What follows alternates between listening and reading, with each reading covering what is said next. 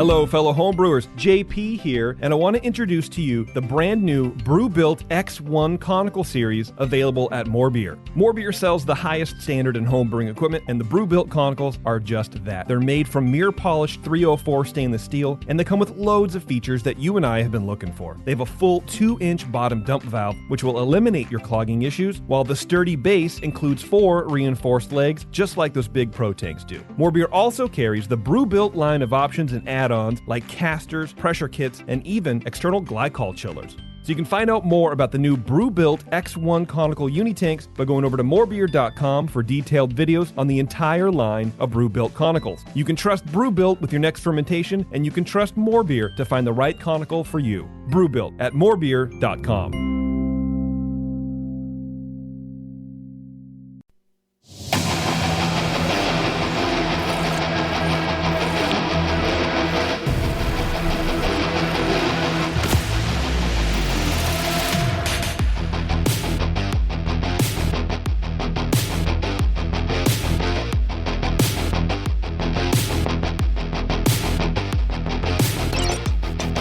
Welcome back to the session, ladies and gentlemen. Welcome back. Welcome me back.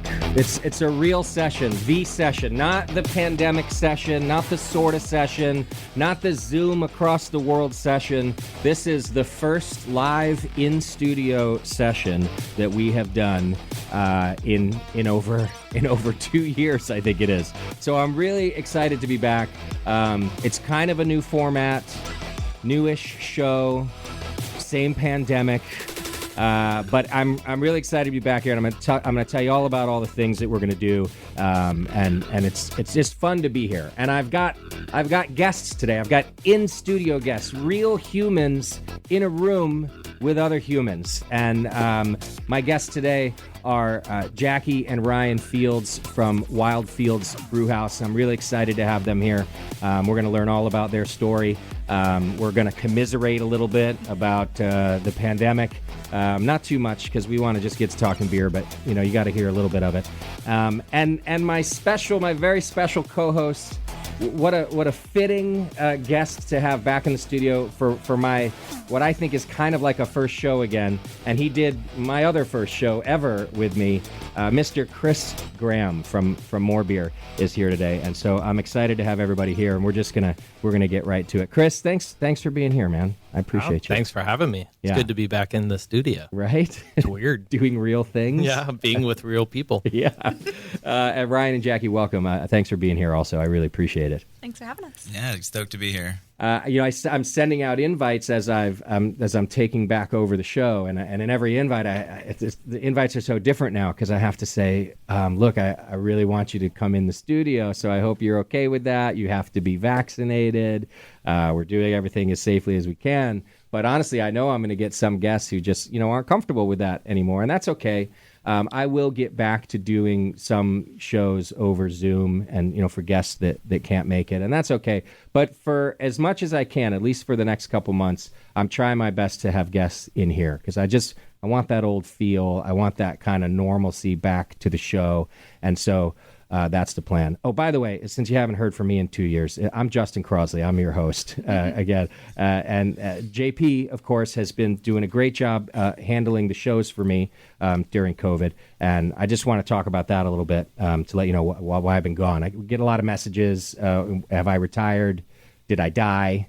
I am fairly high on the death pool, so people were worried about that. But I am alive. It's a pretty short answer.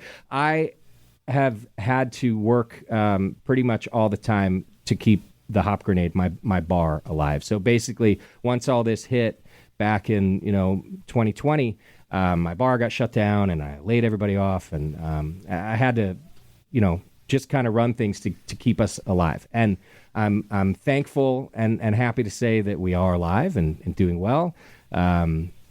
We did just have our first shutdown for a few days due to close contacts with COVID. Amazingly, it took 2 years for that to happen. I'm really surprised about that. But anyhow, things are starting to settle enough. It's always a roller coaster, which we'll talk about today with everybody in the room. But they're settled enough now that I'm getting back in the seat here of this show, of the session. So we'll be doing a bunch of them from here in the studio. I'll also later on be getting back out on the road like I was supposed to do for 2020 and do shows from breweries from around the country. I won't be able to do like a year-long thing like I had planned originally because of the bar, but we're going to get out there a little bit. In fact, I'm even trying to plan little excursions with the More Beer guys. We want to go do weird stuff like brew in a river and do some adventure Perfectly shows. normal. Right? Yeah. I've already done test batch 1 for that, by the way. Oh, you have? Okay, perfect. Yeah. So a lot to do today. And in fact, we're going to do some old school stuff. We've got some things to give away. Wild Fields brought me some stuff. And, if we get a couple beers in Chris Graham, he always gives stuff away. So we're just going back to plan A with you. That's exactly it. It worked. Yeah. I was like, what can I do to make show 1 exciting? Oh, bring Chris Graham in and give him beer. So we're going to do that. This thing for free? Yeah. So the pandemic has been interesting for everybody. And I just wanted to spend a little time in the beginning just talking about that. Now, as a brewery, when did you guys open? When did the Wild Fields open, Ryan? We opened December 2019. Okay. So You snuck it right in. Right. Just right in there. we did open before the pandemic, which was I don't know if that was a blessing or a curse. Right. it's hard to say. Yeah. I mean, just to get all of that stuff done, kind of hit the ground running, but then come to a halt, right? Yeah. Yeah. I mean, we have a big operation. We have the brewery and the bar, but we also have a full commercial kitchen. So right. getting a full commercial kitchen and brewery, everything kind of synchronized and staff trained. And 3 months, we were finally starting to come to that, like, okay, people know what they're doing, and the lists are finally right. And then you just say, hey, guys, sorry, we're out of here. Yeah, just closed. We just went like full open to full close that day in March. I think it was the day after the NBA shut down. We're just like, okay, sorry guys, like we literally have to lay off every single person tomorrow. Which is just a terrible, terrible feeling. And I was able to talk about that. We did some pandemic shows where we discussed that. And just a terrible feeling to have to do that. Now, let me ask you this, though, because we sell a lot of your cans of beer. Were cans on the agenda right when you opened, or was that a COVID shift for you guys? Yeah, that was definitely a shift. I mean, we always wanted to do the canning program, but it definitely got a major, major boost because of this. I mean, there was some other like little silver linings too. We got to really just like stop after being open for 3 months, analyze the entire business structure and the menu and everything, and just kind of really kind of revamp stuff. And we got to do that 3 times. Yeah, So, lots of practice. Yeah. It feels like we've ran like 6 different businesses in the last couple of years. Right. That's a fair point, though, about it being a silver lining, because it is something we normally would never have gotten to do. And even those of us who stayed, like we were closed for a couple of days and then just started doing to-go sales with a lot of time on our hands, though, because it's not like to-go sales just flying out the door. And you analyze your business up and down and left and right when you have that. So that is a blessing in disguise. You guys are probably a healthier company now, or at least a shorter learning curve than having to just stay busy. My joke is we got 15 years of industry experience. Yeah. Owning our own business in about a year and a half. Immediately. But it was such a bummer. We had Ryan finally had all of the tanks full.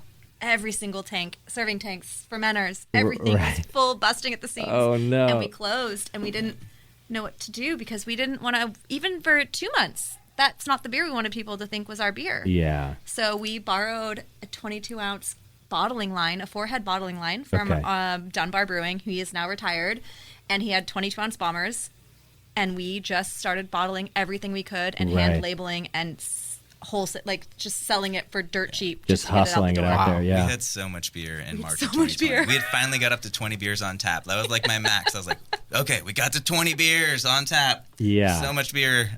Now we got to sell it. And then Luckily, a lot of people wanted to drink beer then, too. Yeah. That's the blessing. We filled so many crowlers. We did this deal. It was $100, 24 crowlers, 16-ounce crowlers.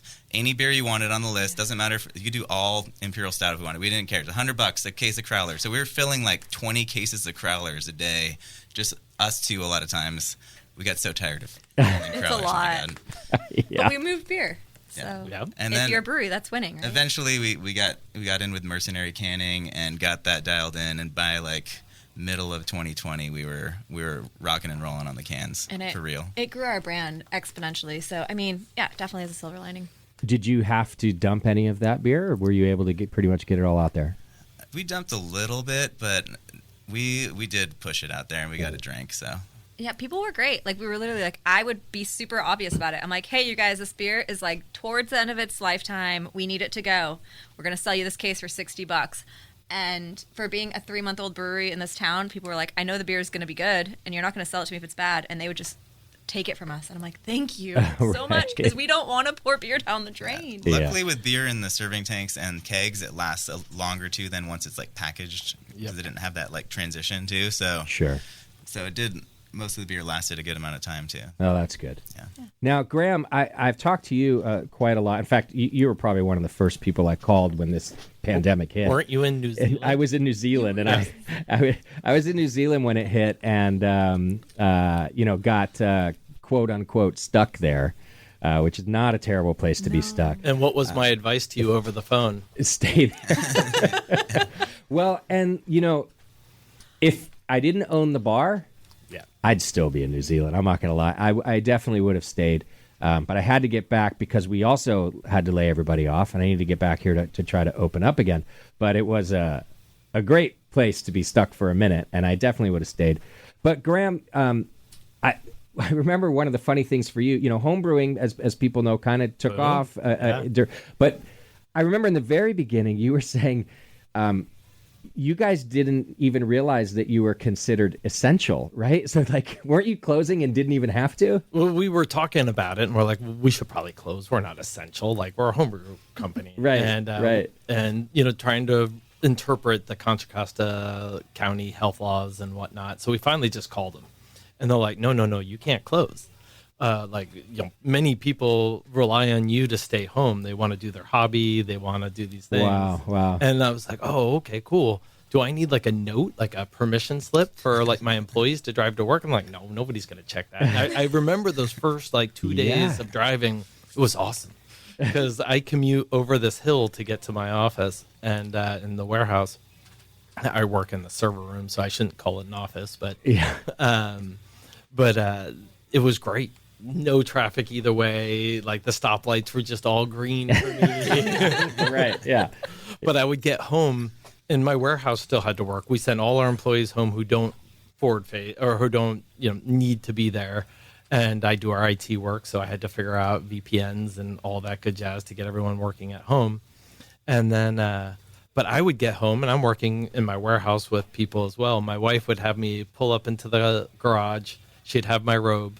I would close the garage door, strip down, throw that directly into the washing machine, go upstairs, take a shower. Like, that's how, those first few days. And you bought groceries and you're rubbing them down with alcohol or all the things we did in the beginning. Yeah. And now we know a bunch of things not to do, but we still don't know what the hell to do.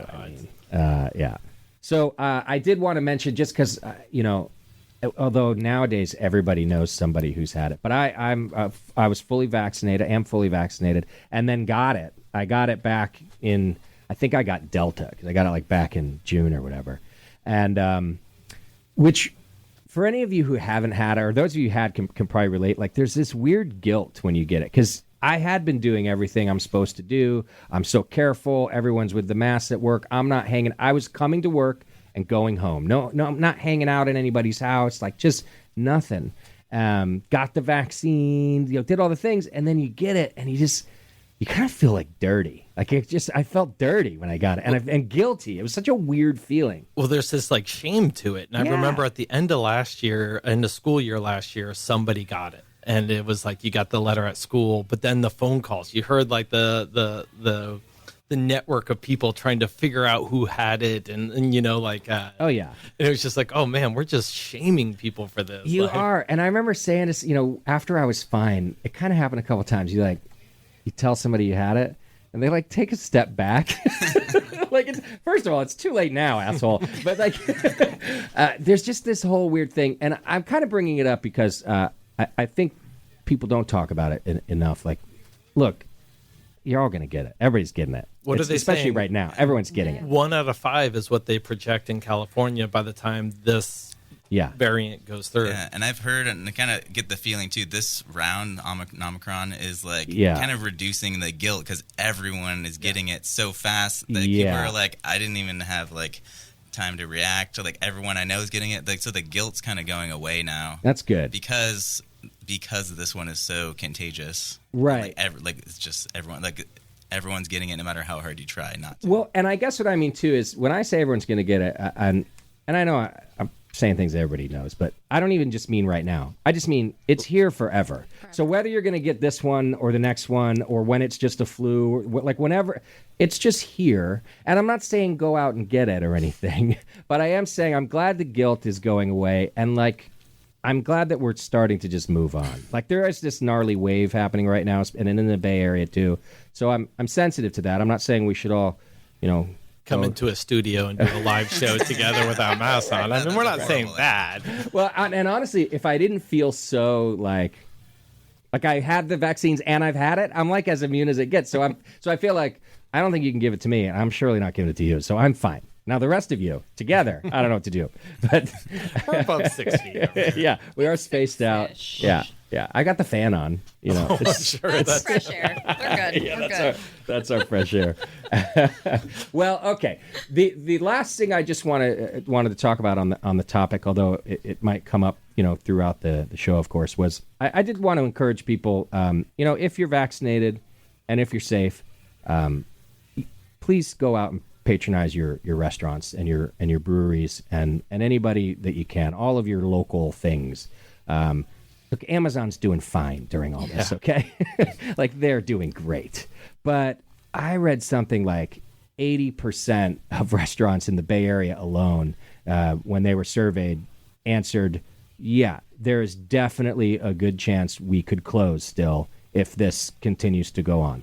And I do want you to be safe. And if you've got your, pre-existing conditions, I'm not telling you to go out and do dangerous things, but if it's warm enough to sit on a patio, if you want to take home a 6-pack of tall cans from Wild Fields and not stay at the brewery, it's okay to get fatigued with the pandemic. I get that. We all have that.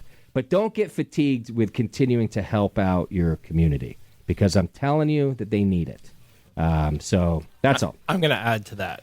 Since I don't own a restaurant or a bar, be patient. A lot of new workers out there, a lot of people being trained, and I've seen it everywhere I go where people are just impatient with people, and it's just like, oh, come on. Oh, yeah. And then tip well. I mean, it's a lot of these people haven't seen money except for government money this whole time. And I remember getting my first haircut after that first long lockdown, and I don't grow out hair well. And I'm like, I'm going to tip you so well that it'll make up for the last 4 months. I did the same thing when I got my haircut. Yeah.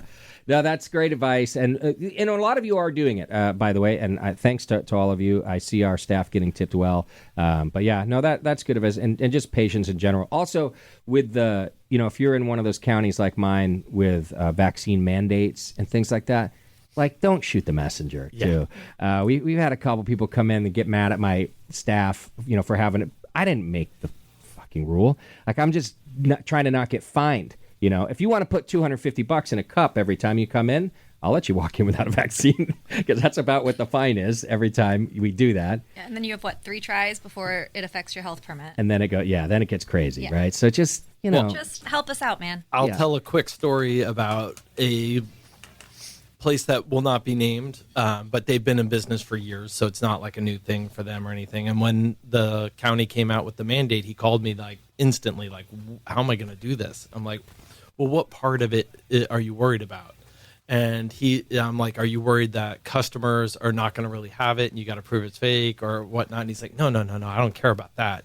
He's like, if I don't enforce it, my employees can just sue me because I didn't enforce this. And he's like, that's the thing you got to worry about as a small business owner is everyone's going to sue you one way or another. Yeah. And I didn't even think about that. That wouldn't even be a thing I would contemplate. Yeah. Like, we got a review the other day. We get a lot of great reviews, but, every now and then one slips through. We got a 1-star, and it's this couple, and we used to love going to the Hop Grenade, but this time We were treated like lepers. We had to sit outside because you can come to my restaurant if you don't have a vaccine. You just got to sit outside. We had to sit outside, and anyway, we're going to take our business elsewhere to people who think for themselves. Yeah. And that was the one that kind of got me because I'm just like, you didn't even ask my opinion about vaccines. You don't know what I think about vaccines. I just told the world what I think, but she didn't know. This person didn't know. You don't know. You just assume that I'm some sheep, but puppet. Yeah. I'm literally doing what I have to do to keep the door open. Well, and that's where this is the first time I've owned a business for 26 years now, and the first time the government is like, no, you're enforcing our laws now. I know. And it's like, whoa, I'm what? I'm doing what? Yeah. It's a different feeling. It's really hard, especially and there's no backing, right? So there's businesses all around us not following the guidelines. Right. And then people come at us like we're the evil ones. And I'm like, here's the thing. We don't have enough money to pay us a paycheck. Right. I'm not about to take that fine money and give it for you for your $5 pint of beer. Or risk that you're closed even because I can't afford to be closed. Wait. We just overlooked something. They have $5 pints of beer. Okay, I made that up. It's $7, including tax. Yeah. We do have a $3.99 special. We do have a $3.99 special because our phone number is 805-399-BEER. Oh, nice. So, thank you, Jerry. So you always have a $3.99 special? Yes. Typically. Nice. I like that. Mm-hmm. If you ask for it. If there's there's a little bubble. Oh, nice. There's next to the beer. Beautiful. It moves. All right. Well, let's move on to talk beer. Before we take a break, I do want to talk about this Pilsner because I drank mine.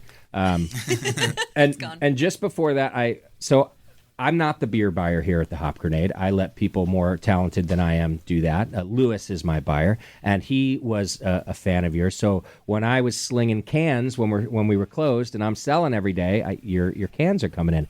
And the one that got me, and it started with the name, was So Fresh and So Clear. It's literally just called So Fresh and So Clear. And we're all big fans of clear beer here. We sell a lot of hazy, but if you ask my staff and me, we all drink the clear beer. But the name too, and I think I was annoying my staff because every time I would serve one, I just would stop and just go, I can't believe it. It's just so fresh and so clear. And this went on for like a week. This was actually when we were back open for patio sales. We had a keg of it. So they had to listen to a half-barrel keg of me every single time. At least you didn't sing the whole song. I sing So Fresh and So Clear. Every time, yeah. Beautiful beer. Turned me on to the rest of your beers. So I just wanted to say that. And I've been a fan ever since. So I drink every time you're on tap here, the cans come in, I either bring it home or I try everything that you make. It's just, it's good stuff. And this Pilsner, which is called Riven, is no exception. What a great Pilsner. Tell me the story behind this beer. Yeah, thanks. Yeah, we always like to have a lager on tap at Wild Fields. We're definitely just really into having approachable, drinkable styles and really want to have stuff that kind of pushes people's boundaries a little bit. So this is a fun beer because it's light and crisp, but it's also got some complexity to it. It's got a little bit of hot bitterness in there too. So kind of it's a good gateway beer for people to kind of up the ante a little bit from a blonde ale or a Mexican lager or something. So, sure. Yeah, we first brewed this one, I think it was March 2020, because we called it Riven. I don't know. I think the name originated in my brain from a League of Legends character or some nerdy thing I was just looking at, trying to get name ideas. Yeah. Just scrolling the internet looking for name ideas. But I was like, oh, that's actually kind of appropriate because Riven kind of means splintered or torn apart, and it just felt like that. It felt like America. Right there. Yeah, exactly. Felt like life. So Right. Yeah. I think the beginning of the description is the year is 2020. Yeah. And yeah, he brewed this and it was in the tank and then the shutdown happened, and so naming it became kind of this monumental thing because he was so excited. Right. Oh, well, luckily it was a lager. I mean, at least that could hang around for a while, right? Yeah, so it was good timing. But yeah, the Czech Pilsner, we wanted to have a little bit more bitterness than your German Pilsner. Used Czech Saaz hops in it, and it's just got a nice Pilsner base. Really simple beer, but it's got a lot of flavor to it. It's got a little more punch than your average German lager, which Sure. I think a lot of people like about it. It's a really popular beer at our spot. Yeah, I think it has a little more punch to it. But Graham, you said just before the show, I think too, it also has that traditional bread, that malt. beautiful yeast and bready malt to it. And this is one of my favorite beer styles. Every Thanksgiving, my parents moved to Switzerland. I would do a triple decoction Bohemian Pilsner. Wow. And just try to perfect it every single year. And it's like that. You just appreciate good quality flavor like that. Yeah, yeah. Now, Wild Fields, and it explains why, to me, your beer's so impressive, Ryan. You have some kind of pedigree of where you've brewed before Wild Fields. Like, let me tell people. This man was with Lost Abbey and Port Brewing, Pizza Port, the San Clemente one, right? Beechwood Blendery, and I think we have one of your sours on tap out there. Or at least we're gonna tonight too. That's a Wild Fields. We'll try that before the that's a Wild Field sour. That's what I meant. I want to try that before the show's over. So you've had some good training. Yeah, I got to learn from some of the best, that's for sure. Yeah. So it's like definitely right place, right time to get into the beer industry. San Diego, 2008, it just kind of like, yeah, it just, you couldn't ask for a better place and time to learn how to make beer. And I happened to walk into Lost Abbey at the right time and got a job on the bottling line. And I was like, oh, this is cool.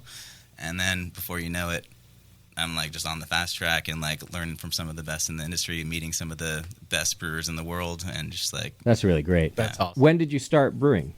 Like your first brew gig? So I started home brewing in college, Okay. and I was probably like 20 years old at the time. I think that was like 2005. Okay. And then got my first job. I got the job at Lost Abbey in like 2008, just part time. I was still going to school. Got I it. needed a part time job, and it was like a 40-minute commute from where I was living. But it was just like, this seems really cool. Like I wanted to find something I was passionate about. I wasn't really into what I was studying, and I was like looking for. What were you studying? What were you studying? I was Ryan? studying physics. Oh, yeah. Who's into He that? liked the free beer at Lost Abbey. Let's Yeah, be yeah, honest yeah. here. Well, I was thinking about becoming a musician because I was choosing between music and physics before I went to school. And I was like, maybe I'll just become a musician. But I'm like kind of a nerdy, shy person. I was like, I don't have a personality to be a musician. I see. But I was gonna give it a shot anyway. Yeah. Like I don't want to sit in a lab all day. I tried earth science for a while. I went to like Scripps. I was studying paleomagnetism. It was like the Earth's magnetic field, and like ancient magnetic field. And I was like, it's just not doing it for me. So yeah, I walked into Lost Abbey one night, and like Tommy and a couple bartenders were there, and I just started drinking with them, and they're like, I think one of the bartenders was like, "You're cute. You should work here." And You're like, all right. I was like, looked at Tommy, and he's like, send in your resume. The next day, I sent my resume in, and I was like, just I was just on the bottling line. Wow. Next week. Yeah, just working your way up that way. Yeah, so I just That's literally cool. started at the bottom. Did you drop out of school? Or did you finish? No, I finished. And with a degree in physics? Yep. Really? Does that help you this is a serious question. Does it help you in the brew house at all, you think? It's got to. I mean, I think it's basically the study of all things and how everything works. I mean, I feel like it kind of has applications in all industries, really, to some degree. He's just really nerdy. So yeah, it works great for him. Yeah. Yeah. It helps in like the chemistry side, Sure. and like the making beer side. It doesn't necessarily help in all elements, but I think But the best You guys brewers jacked that about I know, the best brewers I know are nerds. I mean, let's be honest, and they're at least about their craft. And I don't have that attention to detail or the science behind it. And you know, the brewers that I really respect, they do, and they kind of live and breathe the beer. You know, there's those guys too. You don't have to be a scientist. You could still live and breathe beer and then make great beer. Mm-hmm. But the added science factor, I mean, you're really kind of stacking the deck in your favor. no. And he's an artist. So Yeah. you know, like those That's two the things marriage. together Right. is. Right. People are like, you opened a brewery. I'm like, my husband's born to be a brewer. Yeah. This yeah, is it. Yeah. Yeah. Jackie always has to remind me why I like beer so much because I forget. And she's like, it's because it's art and science. And you're amazing at That it. makes sense. Yeah. It satisfies both sides of and the it brain. tastes great. Yeah. Yeah. And I need a lot of free beer because I drink a lot. So thank Hey, you. you and me both. There's definitely two ways to make beer. There's people I see that just do it purely scientifically, and like everything is like to the second by the book, and then there's people that just wing it. you Yeah. know? Sure. And I feel like I'm definitely like right in the middle. Like there's times where I'll just wing it and just like do it by feel, and there's other times where I'll sit there and calculate stuff and like be Sure. really accurate with the measurements and everything. So I think there's a time and a place for both. Yeah. Well, and if you're kind of riding down the middle, I'm guessing that you also fail less. Like you know, like people can make some great things, art and beer and food by winging it, but there's a lot of like, oh man, I really messed that one up. So if you got like kind of a measured approach to your art, I just think you stack yourself. And so let me ask you this, kind of with that in mind, how did you feel that your first batches of beer were at the Brewhouse? Do you feel like you really kind of hit the ground running and nailed it? I mean, I was happy with how they were coming out. I think they're better after a year of dialing things in because every system's a little different. But we waited to open our own brewery after we both had a good 10 plus years in this industry because we didn't want to have to worry about failing on the stuff that on that particular side of things. We also knew pretty well, right? Like the first batch he brewed was what went in the barrels, right? So let me get to know the system. Let me make a beer that's not going to touch anything that we don't have time to play with. Sure. And then it was what was the second beer you brewed? The Imperial Stout? That was an English pub ale. Okay, a pub ale. Something light, something easy, like off flavors would show in that, but there's less off flavors that are you know what I mean? So he kind of we structured it in a way that let's take all of this knowledge and all the things we know and let's be smart about the first impression people are going to get. And we didn't have to dump one beer, and I think that's pretty amazing. Yeah, absolutely. We did have to dump one batch. Just one. What batch did we dump? You didn't know about it. It was just Jackie. It was one of these moments where the really expensive one that you didn't know about. What marriage breaking? He's like, give her a few more beers. Never mind. Yeah. Anyways, I think it's we've done actually really well. a funny story. It's a good story in how you shouldn't multitask too much, I think. So just getting used to the system, right? And you have these little quirks of things you do. So there was a point where I was going to sanitize the heat exchanger, and I used just a 5-gallon bucket to create this Sandy loop. And I had filled up the 5-gallon bucket with RO water, and I had put sanitizer in there already, which now my theory is start the cycle, then put the Sandy in there. Because I saw this bucket after 20 minutes of it sitting there, and I was like, oh, I need a 5-gallon bucket of water to dilute this batch. To throw it in the kettle because it was I just needed a 5-gallon amount of water at that point. So I went and grabbed the bucket, threw it in the kettle. Yeah. And then immediately as I went, I was like, there's sanitizer. Oh, yeah. So I just dumped 5 gallons of sanitizer into the kettle. Mm-hmm. Did I know about this? I'm pretty sure I told you this story. I mean, I wasn't super stoked on it in the moment. So I wasn't running around the brewery telling everyone about it. Right. It took me It took me an hour. I was can I salvage this? Is this gonna be okay? How much is this gonna change the beer? And should I let it go and see if it tastes good? And at certain point, I was Ryan, what are you doing? Just jump the batch of beer. It's fine. It's you just cut it in the bud and just go. Get it down the drain. You could brew another batch tomorrow. It's just the raw ingredients at this point. Oh, is this probably when you were really busy brewing and you just? I was also transferring a beer and kegging off, and I was trying to do it was one of those days where you're trying to do a million things at once because I was just by myself in the brewery at that point. Yeah. I am so satisfied to hear this story, Ryan, because I've been doing this going on 16 years now. And in the early days, I brewed before almost every show just to have things to talk about. And I've had some very epic failures. And one of my listeners' favorite epic failures was having a 5-gallon glass carboy, half full with sanitizer, as you do, and transferring my beer into that carboy without dumping the sanitizer at all. I didn't even realize it until all of a sudden, I just sort of started it and started doing other things, and it's overflowing. And I'm like, well, how could it be overflowing? My kettle's not anywhere near empty. And and of course it took me all day. I have been brewing for 6 hours. And I would come on the air with all these stories, and nobody has ever told a similar story in all of these years, Ryan. So welcome to my world. Yeah, but wait. He made one mistake. I know, I also want to clarify that we dumped a beer not because it turned out wrong, right? But we just had a mishap. Mm-hmm, mm-hmm. Yeah. So again, we're going to be a brewer. Yeah. Can you imagine if you let that go through and it tasted great? But in your brain that entire time, you would have been you would have been worried about it. Yeah. We're not the people that can live with ourselves if it's oh, is it okay? Yeah. All right, let's do this. We're going to take a quick break because I need to get your IPA in my glass. Fields Trip. So we're going to do that. We're going to get some Fields Trip in our glass. And when we come back, more with Wild Fields right here on The Session. We'll be right back. Welcome back to the program. I'm rusty. I gotta admit. You need more beer. I need more beer. Yeah, I used to have like 2 before the show, but we have more beer today I was like, yeah, I just brought more beer in. Oh yeah, no, for sure. I am more beer. But and we have more beer. We have all the different ways of more beer. And my poor little studio. If there's any sound problems on this podcast, I'm working on it. This poor little studio hasn't been used in a long time. It's just there were a lot of cobwebs, you guys. Yeah. I was saying to Ryan before, I was like, man, imagine you don't use your brew house for 2 years, and then you just go in there. It's going to be a disaster. And so, like, half the microphones. Anyway, I'm getting through it, so just bear with us over the next few episodes. I do have some great shows lined up already. Next week, we're going to be talking with my friends from Arizona Wilderness Brewing Company out of Phoenix, Gilbert, I think, actually. And then later in the month, I think on the last Monday, Graham, you might want to come back for this. The new executive director of the American Homebrewers Association, Julia Hers. I've known Julia for 26 years now.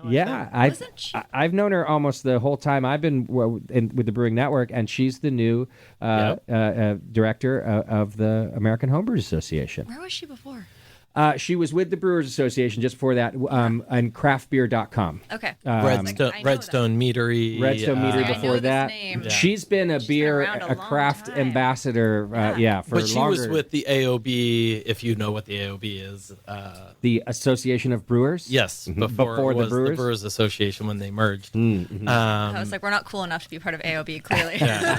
You're just too young. You're too new. You're talking about 2008 being a good year. I'm like, oh, God, I've been doing this for a long time at that point. Yeah. I didn't get into beer until 2012. 2012. Like, what do you mean by when you say you didn't get into beer? Like, you just didn't enjoy it, or you didn't start working in beer? I started working in beer before I was 21. Okay. And then I had my 21st birthday.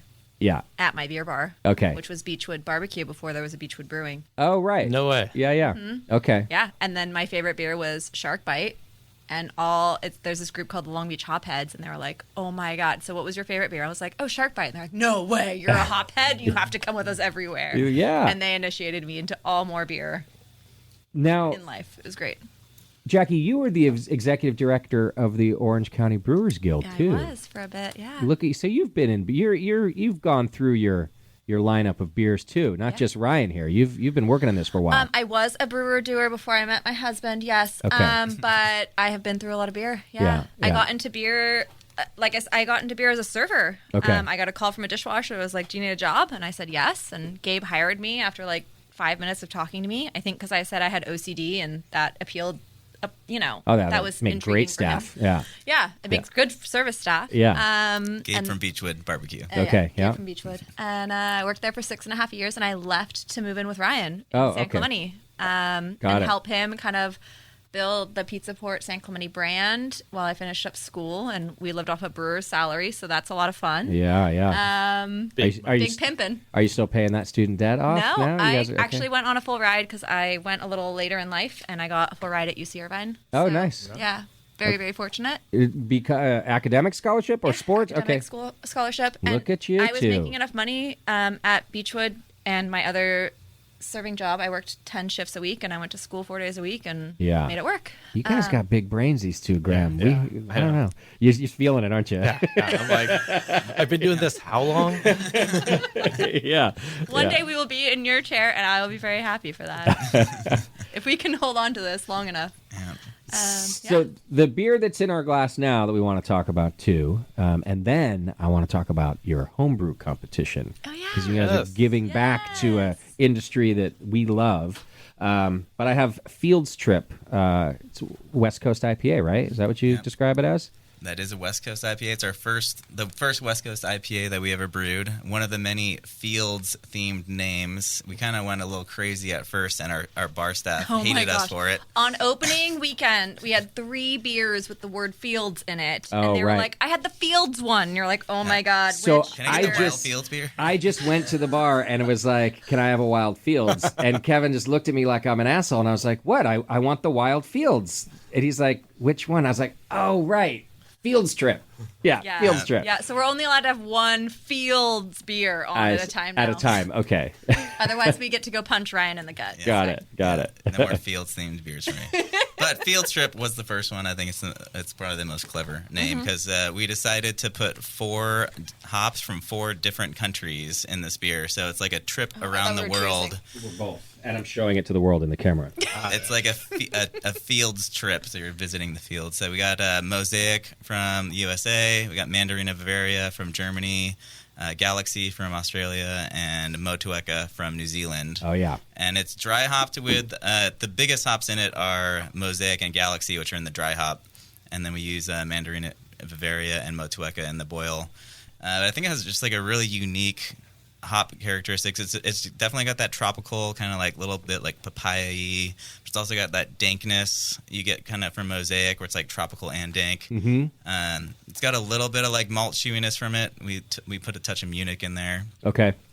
So it's not like overly dry. I feel like the beers at our brewery get very dry just without me even having to try. So I see. I like to add like a little bit of chewiness in there, like a little bit of like carafoam, Munich, oats, wheat, like something just to chew on. But still like super crisp, super clear, super clean. Firm bitterness, which I really like. It's not just. I also like the soft bitter IPAs. Don't get me wrong, but on a West Coast, I still want that tail end firm bitter, right? So that's there. You got to at least have like 80 IBU in there. And I mean, you do the water profile right, 80 IBU can still be soft. Okay. But it's still firm. Like, I mean, it can be firm, but not like aggressive or like, like overpowering. Well, it's not like lingering in there forever, too. It leaves. Yeah.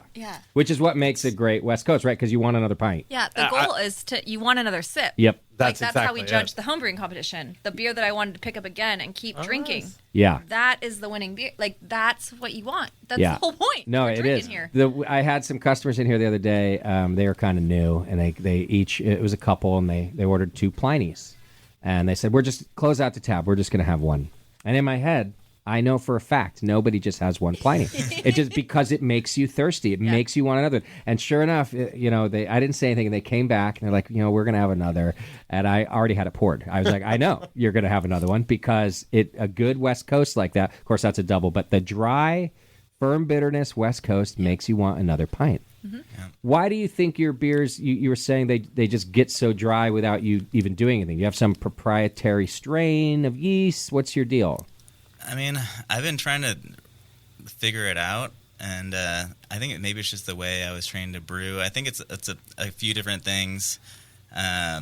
Just yeast health is important. Like we still use liquid yeast. I know a lot of people have switched to dry, but like we use liquid yeast. We prop it up and use in multiple batches, like through generations. So it's just like super active, super healthy yeast. And just like every little step along the way contributes. Whether it's water chemistry, like mash temperature, how fine you mill your grain.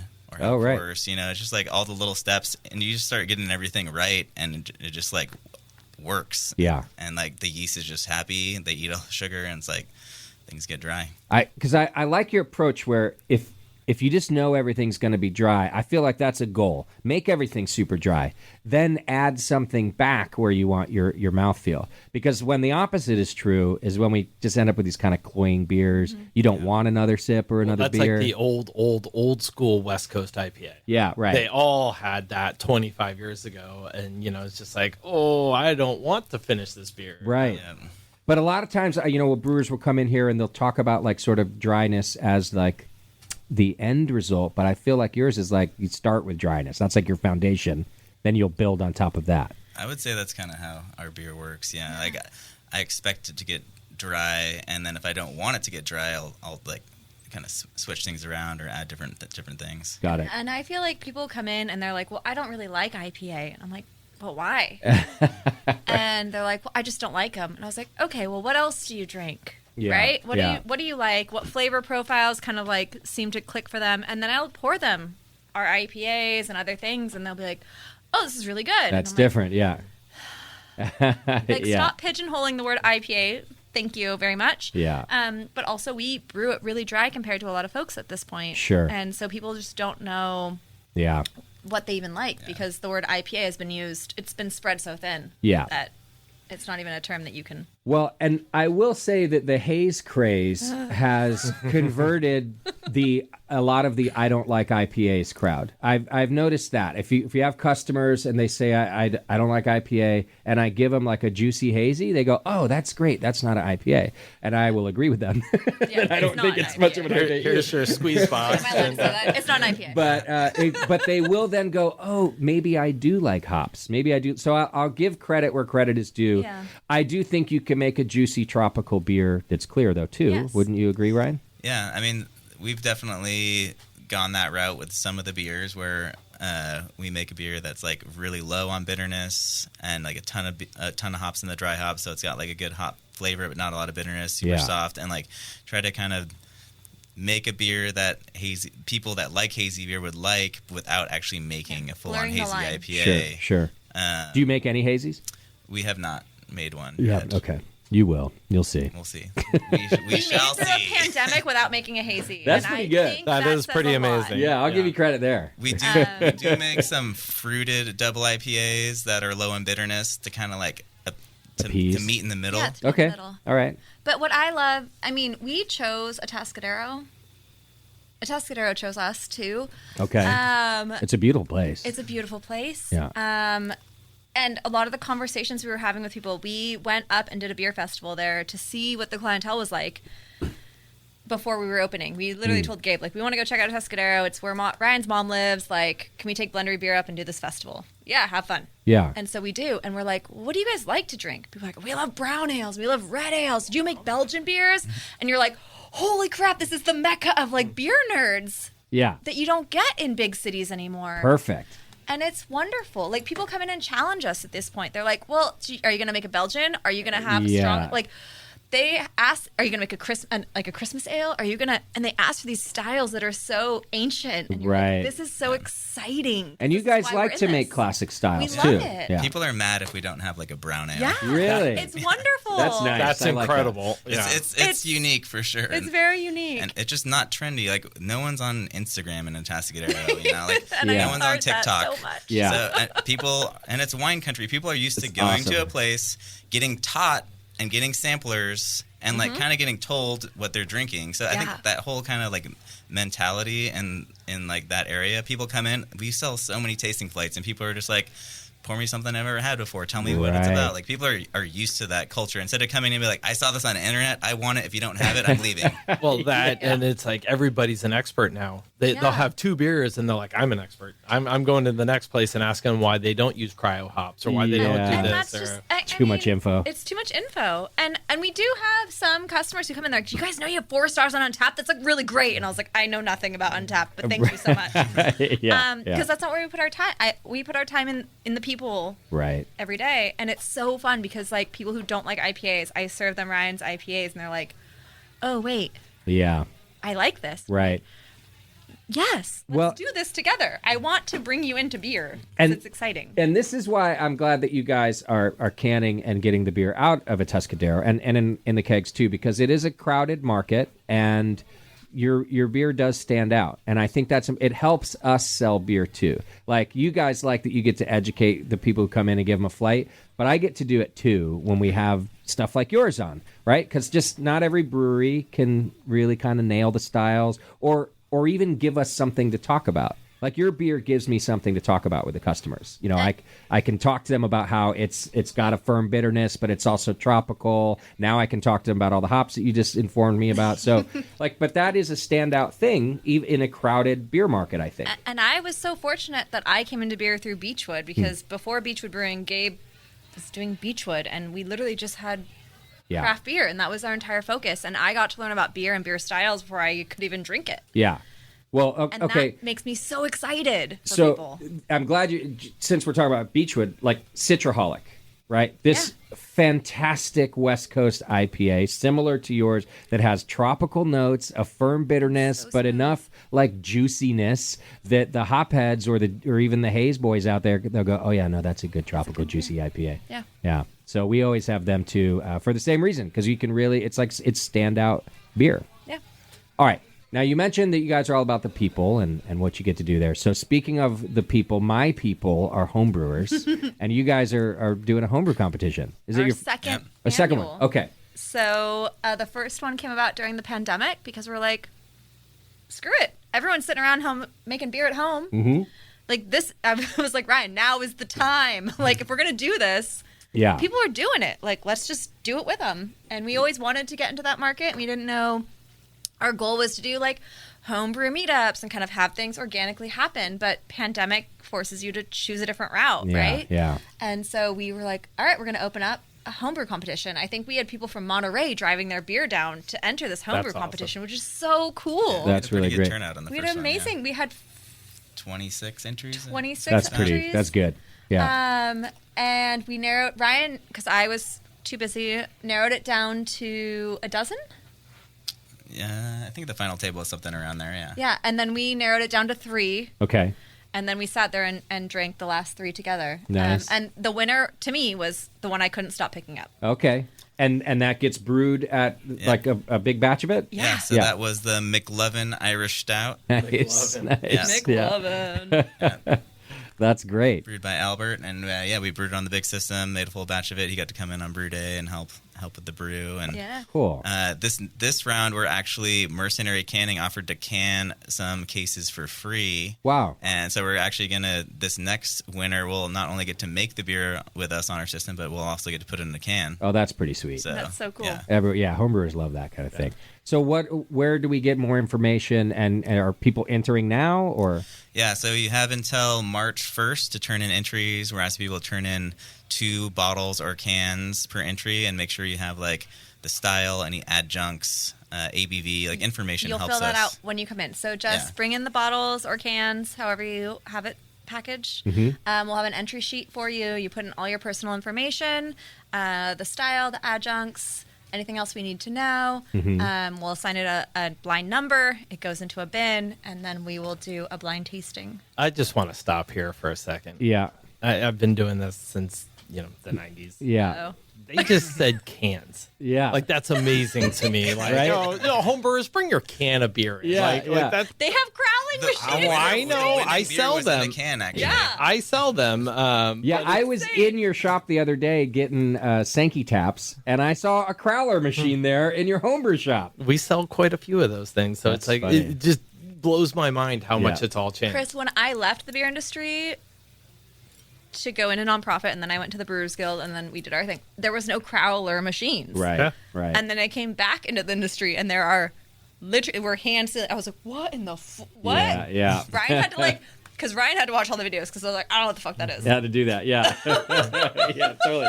People are still amazed, like, because not everyone has seen one yet. So, like, especially in Atascadero, so they're walking by, you're canning it right there? Oh yeah. It's amazing. How does the seaming work? Right at the bar. Yeah. Now, so it sounds like it's a best in show style competition. Yeah. Right. So yeah, we're accepting any style. Yeah. And your beer is going to be judged based on adherence to that style that you write down that it's supposed to be. Okay. And then just how good it is. But it's going to be basically how good you've made that style that you've entered You it can as. find more information at wildfields.com under Okay. our events.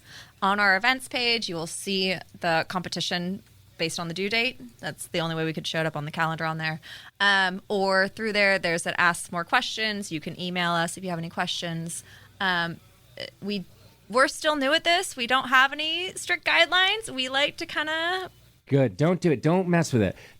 So Chris Graham and I have had to organize a competition or two, and it's all the strict guidelines that are the pain in the ass. Just keep doing it exactly like you're doing it. Keep it Fun and free form. Yeah, and that's relax. the goal. So don't mess it up, people. Yeah, That you're going to get the occasional. Oh, you'll have someone Homebrew asking nerd that'll- for their tasting notes back. Oh, yeah, and if yeah, they're yeah. not We do filled give out, tasting notes. No, we do give tasting notes. Okay. All right. That was my promise back on the first one. I was like, Ryan, if people are going to make this beer and they're going to give it to us, they deserve to hear back from us what we think. Yeah. And so that is a promise we will make to anyone who takes the time to enter into the competition. well, Nice. I've had a little bit of beer feeling kind of good. If you guys need any prizes to give away, besides what you already do for these people, which is there pretty we awesome. go. Here, do I need to get Chris right now? So, Not much. Come up with the prize you want to put on there and talk to me about it. Perfect. Okay, that'd be Sounds so awesome. fun. Yeah, Thank you. super And then I was going to say we can announce the winner on a show too. An Do added you want to come bonus. down and judge with us? When is the judging? We don't know yet. Sometime Talk to after me. March 5th. Possibly. Freeform. Possibly. Can I park my RV in your parking lot and sleep in it? Absolutely. yeah. I will let a Tuscadero PD and our security company know. Okay, That you're good. You're speaking my language. Then I'd love to come I've down done and this judge. for other people. It's how I roll. Nice, nice. Yeah, I really like this when breweries put on homebrew competitions. Our local homebrew club, well, at least pre-COVID, they have their meetings, would come over here and hang out afterward. It's just still part of the whole thing. So I love that you guys are doing This that. industry is nothing without That's right. people that Yeah. enjoy it. To this day, I We agree have to with do that. it for a living. Yeah. We need people who enjoy it. Yeah. You know? Yeah. And when we started Wild Fields, like, we didn't want to be the next giant production brewery. We didn't want to be the next trendy, hypey brewery. We wanted to be a brewery that satisfied a local community and got to know people and got to be like that place where everyone just felt comfortable, could come in and enjoy the space. Like, we got to know the local, like, be a community support structure, you know, and like Yeah. That's what pubs are. Yeah, that's what so we wanted to. This is our way of beer like halls. trying to reach out to the homebrewers, and like we want everyone to feel comfortable at Wild Fields and hear about us and come in, and like that's really what we're all about. Yeah. That's awesome. I'm ready to come down now. Yeah. What's this mini bowling thing I hear about? You guys have mini bowling? Oh, we do have mini bowling. So, prior to Ryan and I finding our location, but we went on our 1-year anniversary to Catalina, thanks to Vince Wedding of Pizza anniversary. Port. Oh, nice. He let us stay in his little house over there, and we went to the arcade, and I was like, let's go to the bar. I've never been in Catalina when I was old enough to go to the bar.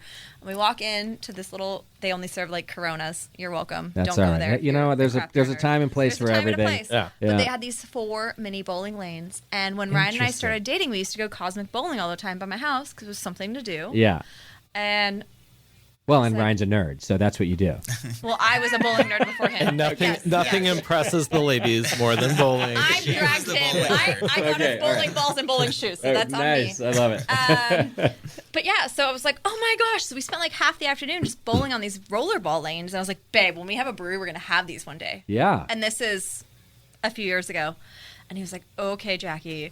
Like, I roll in everything. Do you have Right. pictures of this on your phone? I need to see pictures of this. Of Actually. our bowling lanes? We have Yeah, Oh, yeah, you we've actually done. have. I was thinking like it's a little tabletop thing or something. No, it's like full bowling. It's just on a shorter lane, and the pins are a little smaller, and they're all strings, and their bowling ball is palm size. and it's at the brewery. And it's at the brewery. We have 2 lanes. Oh, this is awesome. So our building that we are in, and so then we found this building, right? And this building was built as Creekside Lanes. It was a Brunswick bowling alley. No way. In 1990, it opened, and I just spun on my heels and looked at him, and he was like, Right. yeah, you're getting your bowling lanes. Oh, that's a full-on bowling It's lane. a full-on bowling lane. It's just fun size, the pins essentially. are on strings, so when you hit that pins down, It's you can by push play. tension. That's a video. Okay, okay. It's a tension on the string. So some people get tripped out because they're like, well, I didn't actually hit that pin. I'm like, no, but you hit it enough that in real bowling, that pin would have gone down. I There's see. a string. I see. Yeah. And so it's all based off. Wow. Yeah, it's amazing. Oh, that's cool. That's right. And it honors the history of our building. And we actually had the privilege of meeting one of the founders of our building Wow. during the pandemic. And her husband was an avid home brewer. Oh, cool. No way. And she is so excited that we're honoring Yeah. the brewing and the bowling. And Were all the lanes and stuff already torn out by the time? Yes. Oh, so no like reclaimed bar top for you from a bowling lane. our oh. bar oh. top is Opened a actually whole nother very can of cool, worms. Okay. Okay. All right. but not a bowling Not a lane. bowling lane. I've seen that somewhere else before. Did it? So that's what made me think of it, Yeah. and it looked really cool. No, but, our bar top is a 102-year-old homegrown cedar from a Tuscadero. Oh wow! In front of Okay, City that's Hall good. for 100 years. Yeah. No kidding. And you chopped it down? Yeah, we went in there I like, we went need there this with tree my- for our bar. We got the permit. It's fine. It was rotting. It actually It was going to hurt somebody It was eventually. it was root rot. The tree was too big to hold, so the city cut it down. Oh, I see. But when we were building out, they're like, "Hey, do you need some cedar? Because And you're like, the tree is yeah. over in this mill." And we're like, "Heck yeah, we need cedar." It got cut down 2 years earlier and just happened to be like ready and dry. Yeah. And the city was like, oh, by the way, Oh, that's cool. if you're looking for some wood, Yeah. Oh, that's really great. Ours was like an endangered species or something. Wow. We took it- Wow. Yeah, we didn't care. I don't care. Whatever. Yeah, whatever. whatever. It was available, right? I'm a capitalist. Wait, Formica is endangered? yeah, exactly. Is it a bowling lane? You're keeping the species From alive. our You're Creekside preserving Lane it. it is extinct. Ours is like monkey pod or something. It's from Hawaii, and I think literally like an endangered bird lived in it or something. But I was like, But we oh, cut that down. cut that. How much is it? I'll take it. Now, okay, another thing that you guys have going on is, and I've heard of some breweries doing this, some with limited success, is you're now shipping beer too, right? What is this program that you have called? Well, we ship throughout California. Yeah, okay. Any of our canned beers. But our program, or what we, as a membership, I think is what people Okay, call it. okay, yeah. We call it First Freshies. Got it. First Freshies is something we dreamed up a year ago. When we were like kind of getting into canning, and we're like, dude, it's super, like we have friends and family and like followers from all across the state. How do we get them these beers in a reasonable way? Like, how do they get to try our beers? And we dreamed up First Freshies. And so the day of canning day, we package up a mixed 4-pack and we ship it straight to your doors. So you get it the next day. Before anyone else gets these beers, before they go into distribution, you get to crack them every open. canning day, a 4-pack goes out to your First Freshies members. 8 of them a year. I want to sign up for that right now. And so the way we can, because we're a small brewery and we bring in a mobile canner, we have 7 of these serving tanks that we just use as bright tanks now in the cold box. So we'll package like 5 or 6 different brands all at the same time. And we do that like 8 times a year. Okay. So to try to maximize the efficiency, because we only want to bring these guys in as often as we need them and do as much as possible. So we'll have a new beer coming out each time, and we'll have at least 4 brands every packaging day. So we're like, let's do this mix pack. People can try it the freshest they can possibly get it. It reminds them that we just did a pack. Like, you just, it shows up in your door like, oh, Wildfields did a packaging, or maybe I should order a case. And then First Freshies gets free shipping throughout the year. Okay. So it doesn't even have to go to you. You can use your code to ship a case of beer to your friend. Oh, yeah. Feel free to send it to my house. That's fine. It's a right. I'll great give you my way address. to spread the word if you love our beer and you love what we do to anyone you know. Or if you get something in that mix pack, you're like, that's amazing. You can order a few of those and some other beers and mix them up. But yeah, First Freshies, it's $300. It includes shipping, flat rate for 8 shipments for 8 mixed 4-packs. Yeah. Is that how I say that? That sounds right. Okay. Good enough. That's a lot. It passed our inspection. And you can go get one online right now at wildfields.com. And is that where you sign up? You just go? You can just go. Wildfields.com, go to our online store. Let me try it right now. And Ryan is challenging himself to make a new beer for every single one of these shipments. So no promises given, but that is our goal. We are a mom and pop owned shop, so we're going to do our best. How would I would like delivery. Yeah, pick any of those. And now I'm in delivery. And, First Freshies subscription. You're there. It's right there. I put it top of the list. But your credit card declined again. Yeah. Well, also because of fraud. I'm being attacked in several directions right now. Perhaps your sponsors aren't paying you anymore either. Is More Beer paying? More Beer is probably my best paying sponsor, to be honest. That's why I invite him back. I am a sucker. How does Wildfield sponsor? What does that mean? Do we send you First Freshies? I will give you sponsorship for First Freshies, yeah. Done. I'm trying to okay, I want to do a little contest right now. Like, would you be able to see who signed up in like what order? Like, basically, if I said right now, the next 2 people that sign up for First Freshies, would you be able to look that up in your system tomorrow? Yeah, and we'll send them some stuff. Stamped. Okay, because you gave me some giveaway stuff, and I want to give it away. Can we do that? It was for you, but if you want to give it away. Well, I'm going to keep some. Like, I'm keeping the ornaments and stuff. All right, he's keeping some stuff for him. Good. Like, there's some cool stuff. All right. Yeah, go for it. I should show it on the camera here. He lives in an RV, folks. I do live in an RV. I am envious of you. It's like I'm keeping here. Let me get the camera switched over to me. Well, there's more of those. We have some of those. Keeping that, for example. That is. I brought cool... a few extras of those. Well, I want them all, kind of. I do love me. Chris have one? I do love me a koozie. Oh, those are like nice. Those are like leather. Those Feel are koozie that? koozies. Yeah, that's like a nice koozie. Wildfields, we go big. Feel what? Yeah. Yeah. Right. And then I think there's like a beanie in here too. There is a beanie. So what should we give away to the first 2 first Freshies listeners that sign up. Well, why don't you just tell me what we want to give them, and I will ship it to them in their first Freshies box. By the way, you have to be in California to get your first Yes, Freshies. we It's a do have to be in California rule, so California. this is for California Are listeners. we registered in? No, yeah, just California for now. Oh, look at I heard you there might be a mixed gal who was in the. Those are my beer rings. I've been making those since my Beechwood days. Oh, hang on, I didn't switch the camera. You got some picks. And These are some, guitar picks and Bottle caps. bottle cap earrings. Oh, you lost all the bottle cap, but yeah, they're Oh, there. they flipped them around. branding. Come on, I know. logos I out. know. Oh, those are nice. Jackie's been making those. Yeah, Type of for a earrings. long time. Those are There was great. not a lot of beer gear when I got into beer, so I had to start making it. Fun fact: she got a cease and desist from Dogfish Dogfish Head. Head. No way, because you were using their caps, or Yeah, Oh, really? it Her said Etsy Dogfish store. Head in the description.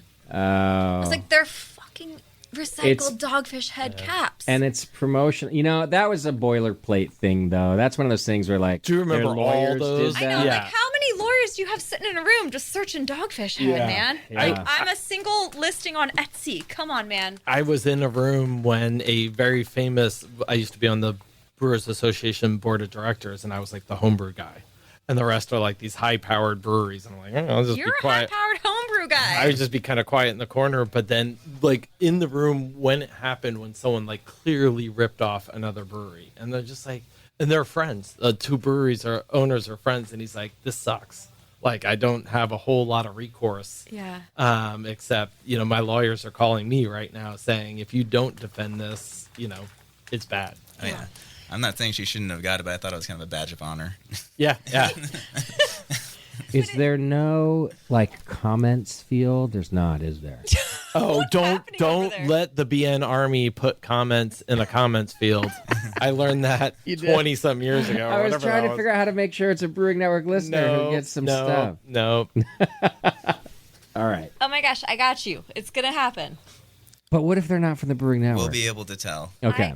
If it happens in this period Somehow, of time, some way. Okay. I will include some things. If you're watching on Facebook right now, If you're watching on Facebook right now. and, All four people. and we're probably on for another 30 minutes or so, Yeah. the first, what are we going to, how many people? We're just going to give some hats and stuff, I can right? do beanies. Let's do the first beanies. 5. First 5 people who sign up get beanies? are also going to get some sweet beanies, They're not this pretty one, sweet. though, because I'm Ornament? keeping this one. A beanie, an ornament, and an Okay. earring And thing? fun fact about our commemorative, and how about a hop salt or an ornament or a koozie? Oh, yeah, what's with the You're hop gonna get salt? something. You're gonna get a something. We'll just, how about a prize pack? You're gonna get a prize The pack. first 5 will get a prize pack. Can we do that? Look at that. Oh no, that They was could not put about it, a They could put first it in the Freshies. address field after like their No, address. honey, in there is parentheses. a comment section in the order sheet. Oh, okay. Oh, Fine. care of BN. There you go. Boom. In the second address Care field. I of like Brewing that. Network. Okay, Yeah. there we go. That was right.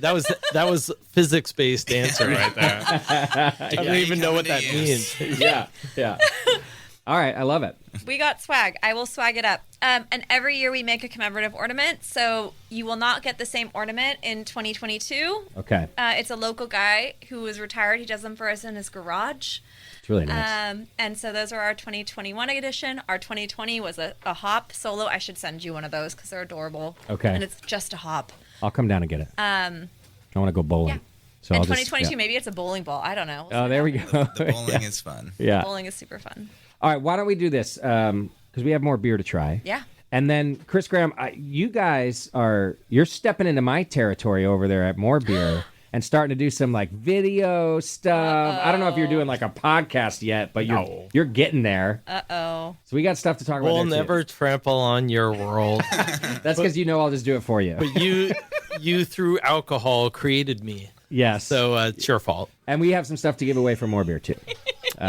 So here's what we'll do. We'll take a quick break, and when we come back, we're going to try some more beer. What are we trying next, do you think, guys? I would go past Concepts, the lambic-inspired Belgian-style sour ale, that before sounds we great. go full coffee stout. We'll finish with the coffee stout. Okay. Yeah, that's a dessert All right. beer. Let's do that. We'll be right back right here on The Session. Welcome back to The Session. The first session. It feels like the first session ever. The very first session back in The first, I don't want to diminish JP's efforts because he's worked really hard for us throughout the pandemic. The very first in studio session back in 2 years, and I'm so pleased to be here, and I'm so happy about my guests today.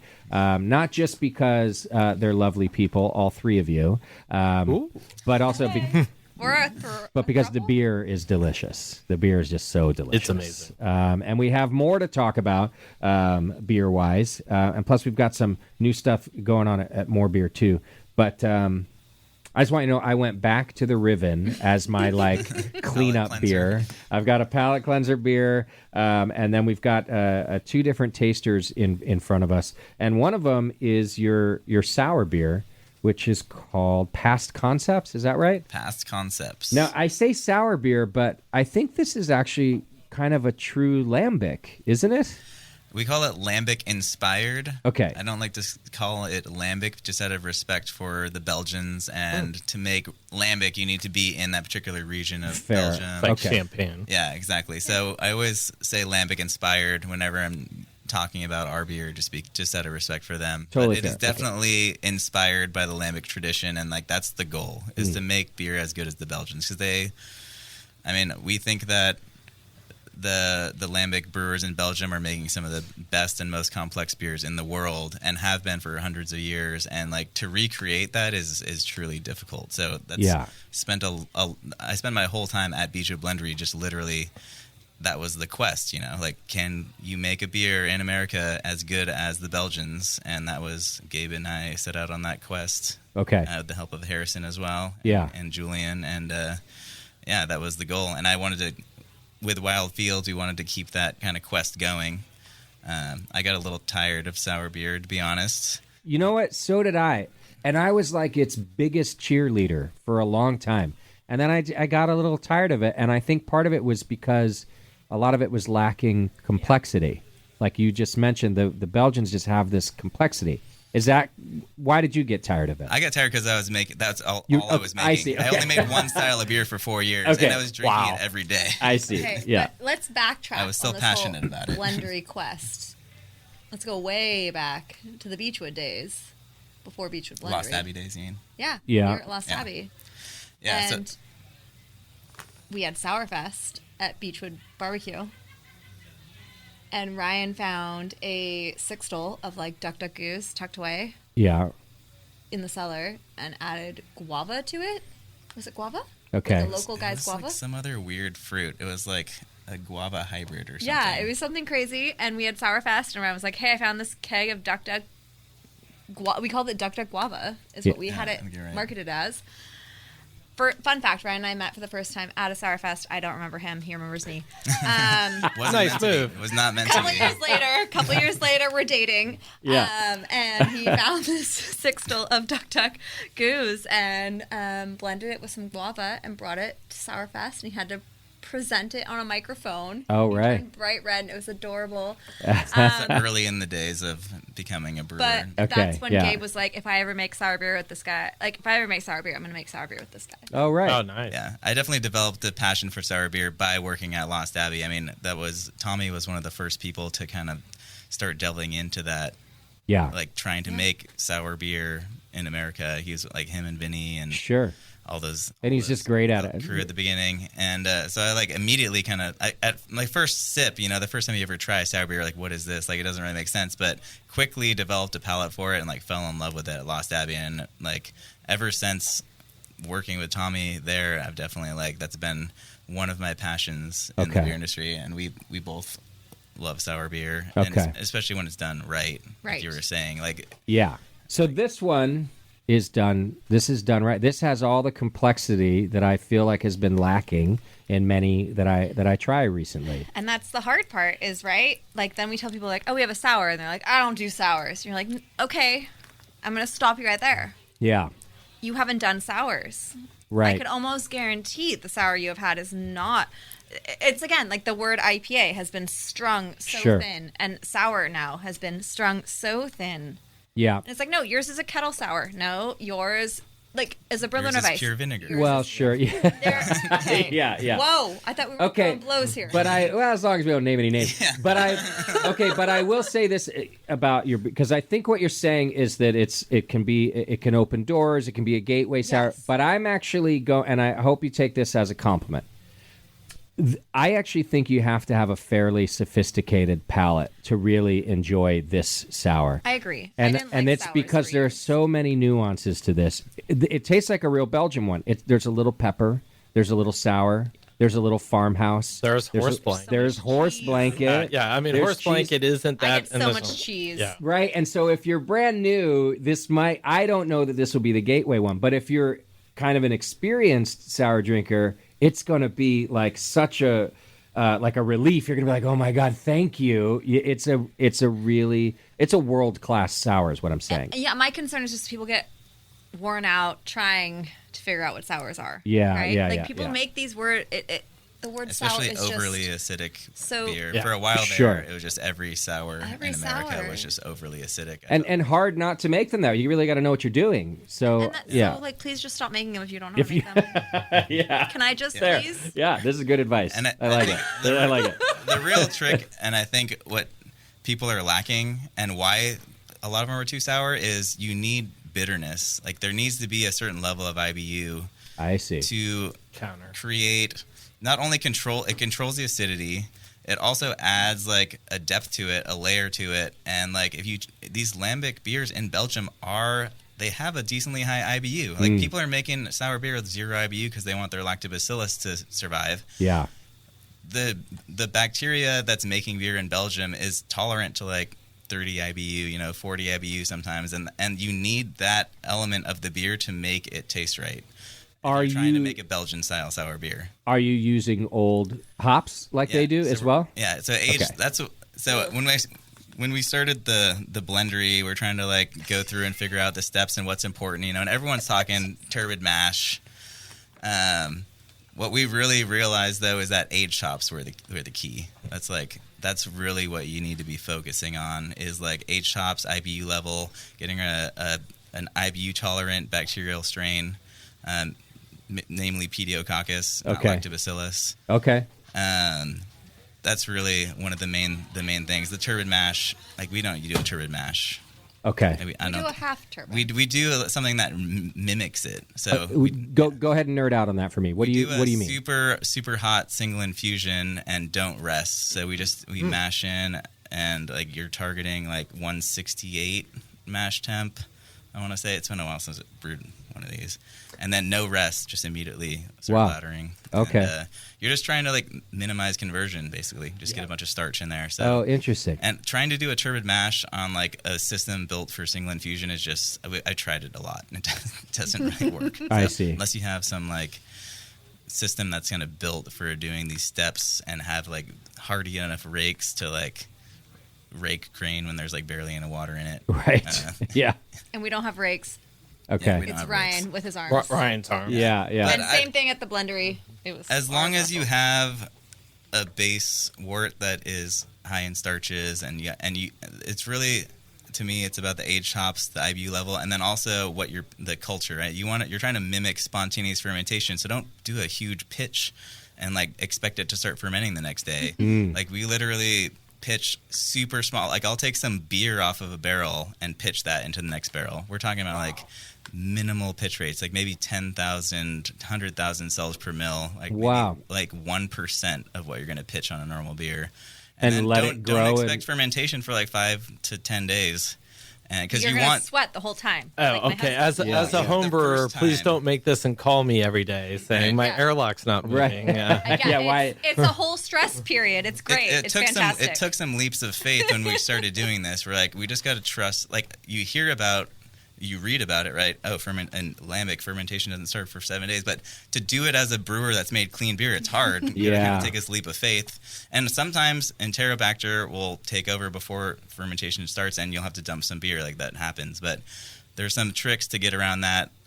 Lowering pH to like 4.5, 4.7 with lactic acid will help if you're really worried about it. if you have a strong culture that you know is going to work, even if you underpitch, it's going to start working. And it's going to start, the bacteria is going to kick off first, and you want everything to have its time to shine.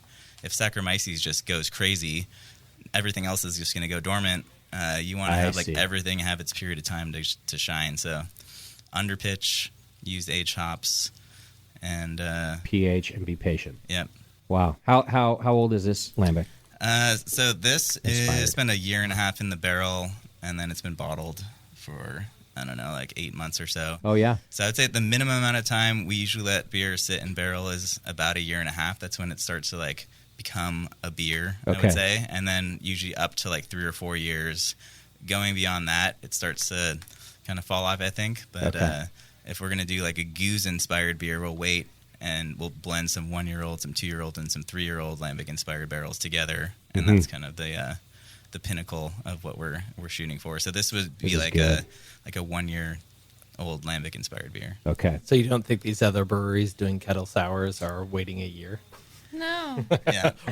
or even a weekend? And it's fine, but like, call it a kettle sour and explain to your clientele that it's a kettle sour. And some do, And some do, but like, I didn't get into this industry, I didn't fall in love with it to just call everything a sour. I got into it to explain the idiosyncrasies and the complexities and the specifics, and that's what makes it beautiful, and that's what makes this industry wonderful. And people who do it, we know why we do it. Yeah. So I beg people to please allow this industry to stay why we love it. Take a little energy and just work on like teaching people and spreading knowledge instead of trying to just lump things into an easy, digestible way to sell more beer. Because I feel like a lot these days things are getting diluted. People are just trying to sell more beer. They're going to call everything an IPA because it sells. Yep. Instead of explaining to people, oh, this is actually this or this or this. You know what I mean? Like, sure. When I was running the Orange County Brewers Guild, that was my biggest. Everyone's like, well, so-and-so doesn't make good beer, and so-and-so doesn't make good beer. And I was like, stop pointing fingers. Yeah. Challenge your clientele to understand what good beer is. Yeah. And so we started an off-flavor class. Okay, yeah. You could buy into. It's still happening. So if you're in Orange County and you want to learn about off-flavors, yep. It doesn't happen as often, but like I was doing them monthly. Every month. Yeah. We would sit down. And anyone in the industry, it was free, right? So I'm like, I'm challenging your staff to learn off flavors, so that if you do have off flavors, then they're going to call you on your right? Like, this needs to be, everyone in this industry needs to be educated, needs to be nurtured. Sure.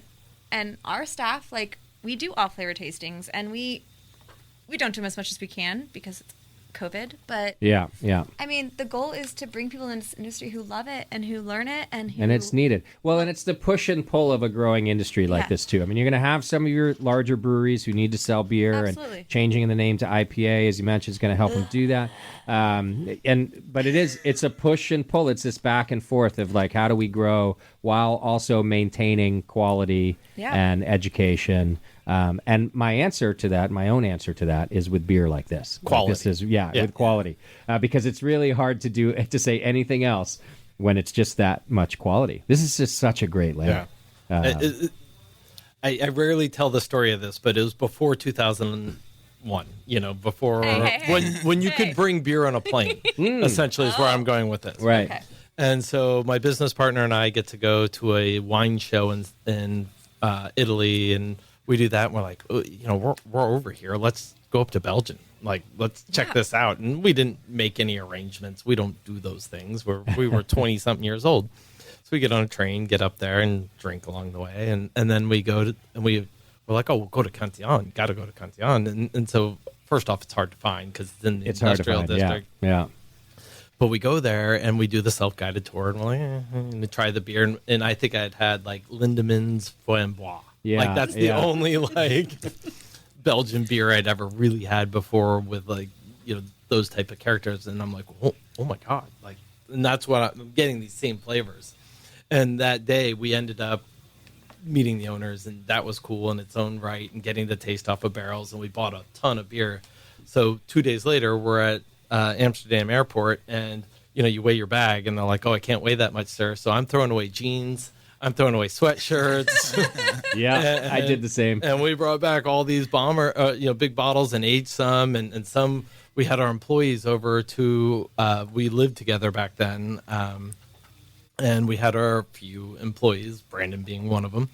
And we're like, you guys got to try this beer. Like, it's called a sour. We're not used to this. I mean, IPAs weren't a thing yet. You'd go to a bar around here, and it's Bud Miller, Coors, and maybe Sam Adams or maybe Sierra Nevada. That was the good old days. Oh yeah. And so they tried it, and they're like, "Oh my god, where do we get this?" And you just can't get this, and this is just bringing me home right here. Mm-hmm. Yeah. All the complexity. That's just a great beer. Good job. Yeah, Gabe kind of joked around when we were starting the blendery. He's like, because he used to get like pallets of Cantillon back before people like knew about it and get it into Beachwood Barbecue and like be a huge supporter and like of it. But all of a sudden it kind of gained traction and it was like super hard to get. And all of a sudden like he couldn't get any anymore. He's like, I just started the blendery because I couldn't get it anymore. Like, so we've been trying to make it ourselves. That's amazing. That's awesome. Infinite supply. Yeah. Yeah, I used to be able to buy it all over the place, and we started a policy here at the Hop Grenade where we do get Cantillon. We do not mark it up anything over our normal margins like most places do, but you have to drink it on site because people will buy it because we sell it cheap, like relatively to everybody else. Yeah. They'll buy it and then sell it on eBay for like twice as much. So we just, from the beginning, I was like, no, I want great beer like that to still be accessible. I want people to be able to try it. I mean, it's still $30 a bottle. It used to be cheaper than that, but it's not $60 a bottle like it is around the corner and other places, right? And I still want it to be accessible. But this one, same thing, accessible. Yeah, our bottle of Past Concepts costs 17. Oh, No way. I'm buying a case of I'm it. like, It's a 500 ml bottle. That's fine. That's all right. That's actually the right size too for most settings. Yeah. I don't want a whole lot more. Yeah. I And will that's the say nice- there is some cases available through Lime Ventures for all you retailers out there. Oh, right. Not in the local area. And if you are in our local area, which is SLO, Fresno, Ventura, we'll sell cases to people that think their clientele would like that. But that's kind of the nice thing about Ryan and I going through life in the beer industry is like, okay, how much of this would I open by myself, right? And if I'm with one other person, I would open it and split it. Like a 550, we can handle on our own. Yep. Right? It's like approachable enough. Yeah. When you get bigger than that, it's kind of like, oh, this is a huge endeavor. Like, This is a party. Am I really going to open this by myself? I'm either an alcoholic or I need to invite some friends. Well, if you're local to the Hop Grenade, we have it on tap. I imagine it's going to make it at least a couple of days, unless I drink it all. Yeah. So you can come on down to Hop Grenade probably I through think the it weekend. just went off. It's all gone now. Yeah. I just told Kevin, hey, as soon as we have this glass, take it off tap for me. Save that. All right, and we've got another beer to try, but we're gonna end on that beer. I think we're gonna end the whole show because I like to end on guest's beer. It's my new motto. I don't know. I just made it up. Yeah, that's a good motto right there. We're always gonna end on a guest's beer. But okay, free beer Fridays with Chris Graham at More Beer. Yes. What is this that I've been hearing about? One of these ideas that lives in your brain, and you just really hope an employee will come up with a good thing to run with it. Yeah. And I'm in charge of a lot of our website stuff and whatnot, and you could tell that technical term stuff that we've always been a, if you build it, they will come kind of company. And we've been doing that. I mean, we've been online since 96, 97. Yeah. We always tried to put out cool stuff, and hopefully those who want it will come to it, and blah, blah, blah. And then you grow up as a company, and you go through your little changes and changes and changes, and then you realize there's a thing called SEO, and there's a thing called this, and a thing called that. And so I don't want to put out a bunch of crap.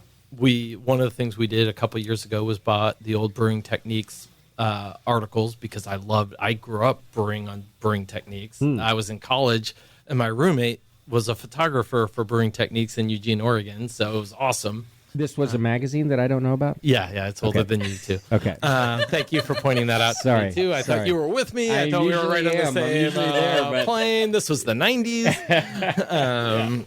I didn't think I was that old. No, I was still like changing tires in the 90s. I didn't do the beer thing yet. Yeah, so anyway, great technical writing.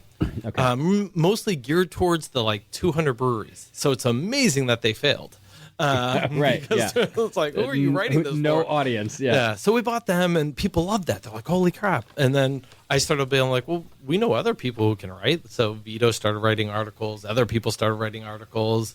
And it's like now we have 400 or 500 good beer articles on More Beer, just various aspects, as opposed to like our how-tos. The things that we always considered essential, like, oh, you want to use a conical, here's how to do it. But they want to know, mash pH and things like that. So you put that out.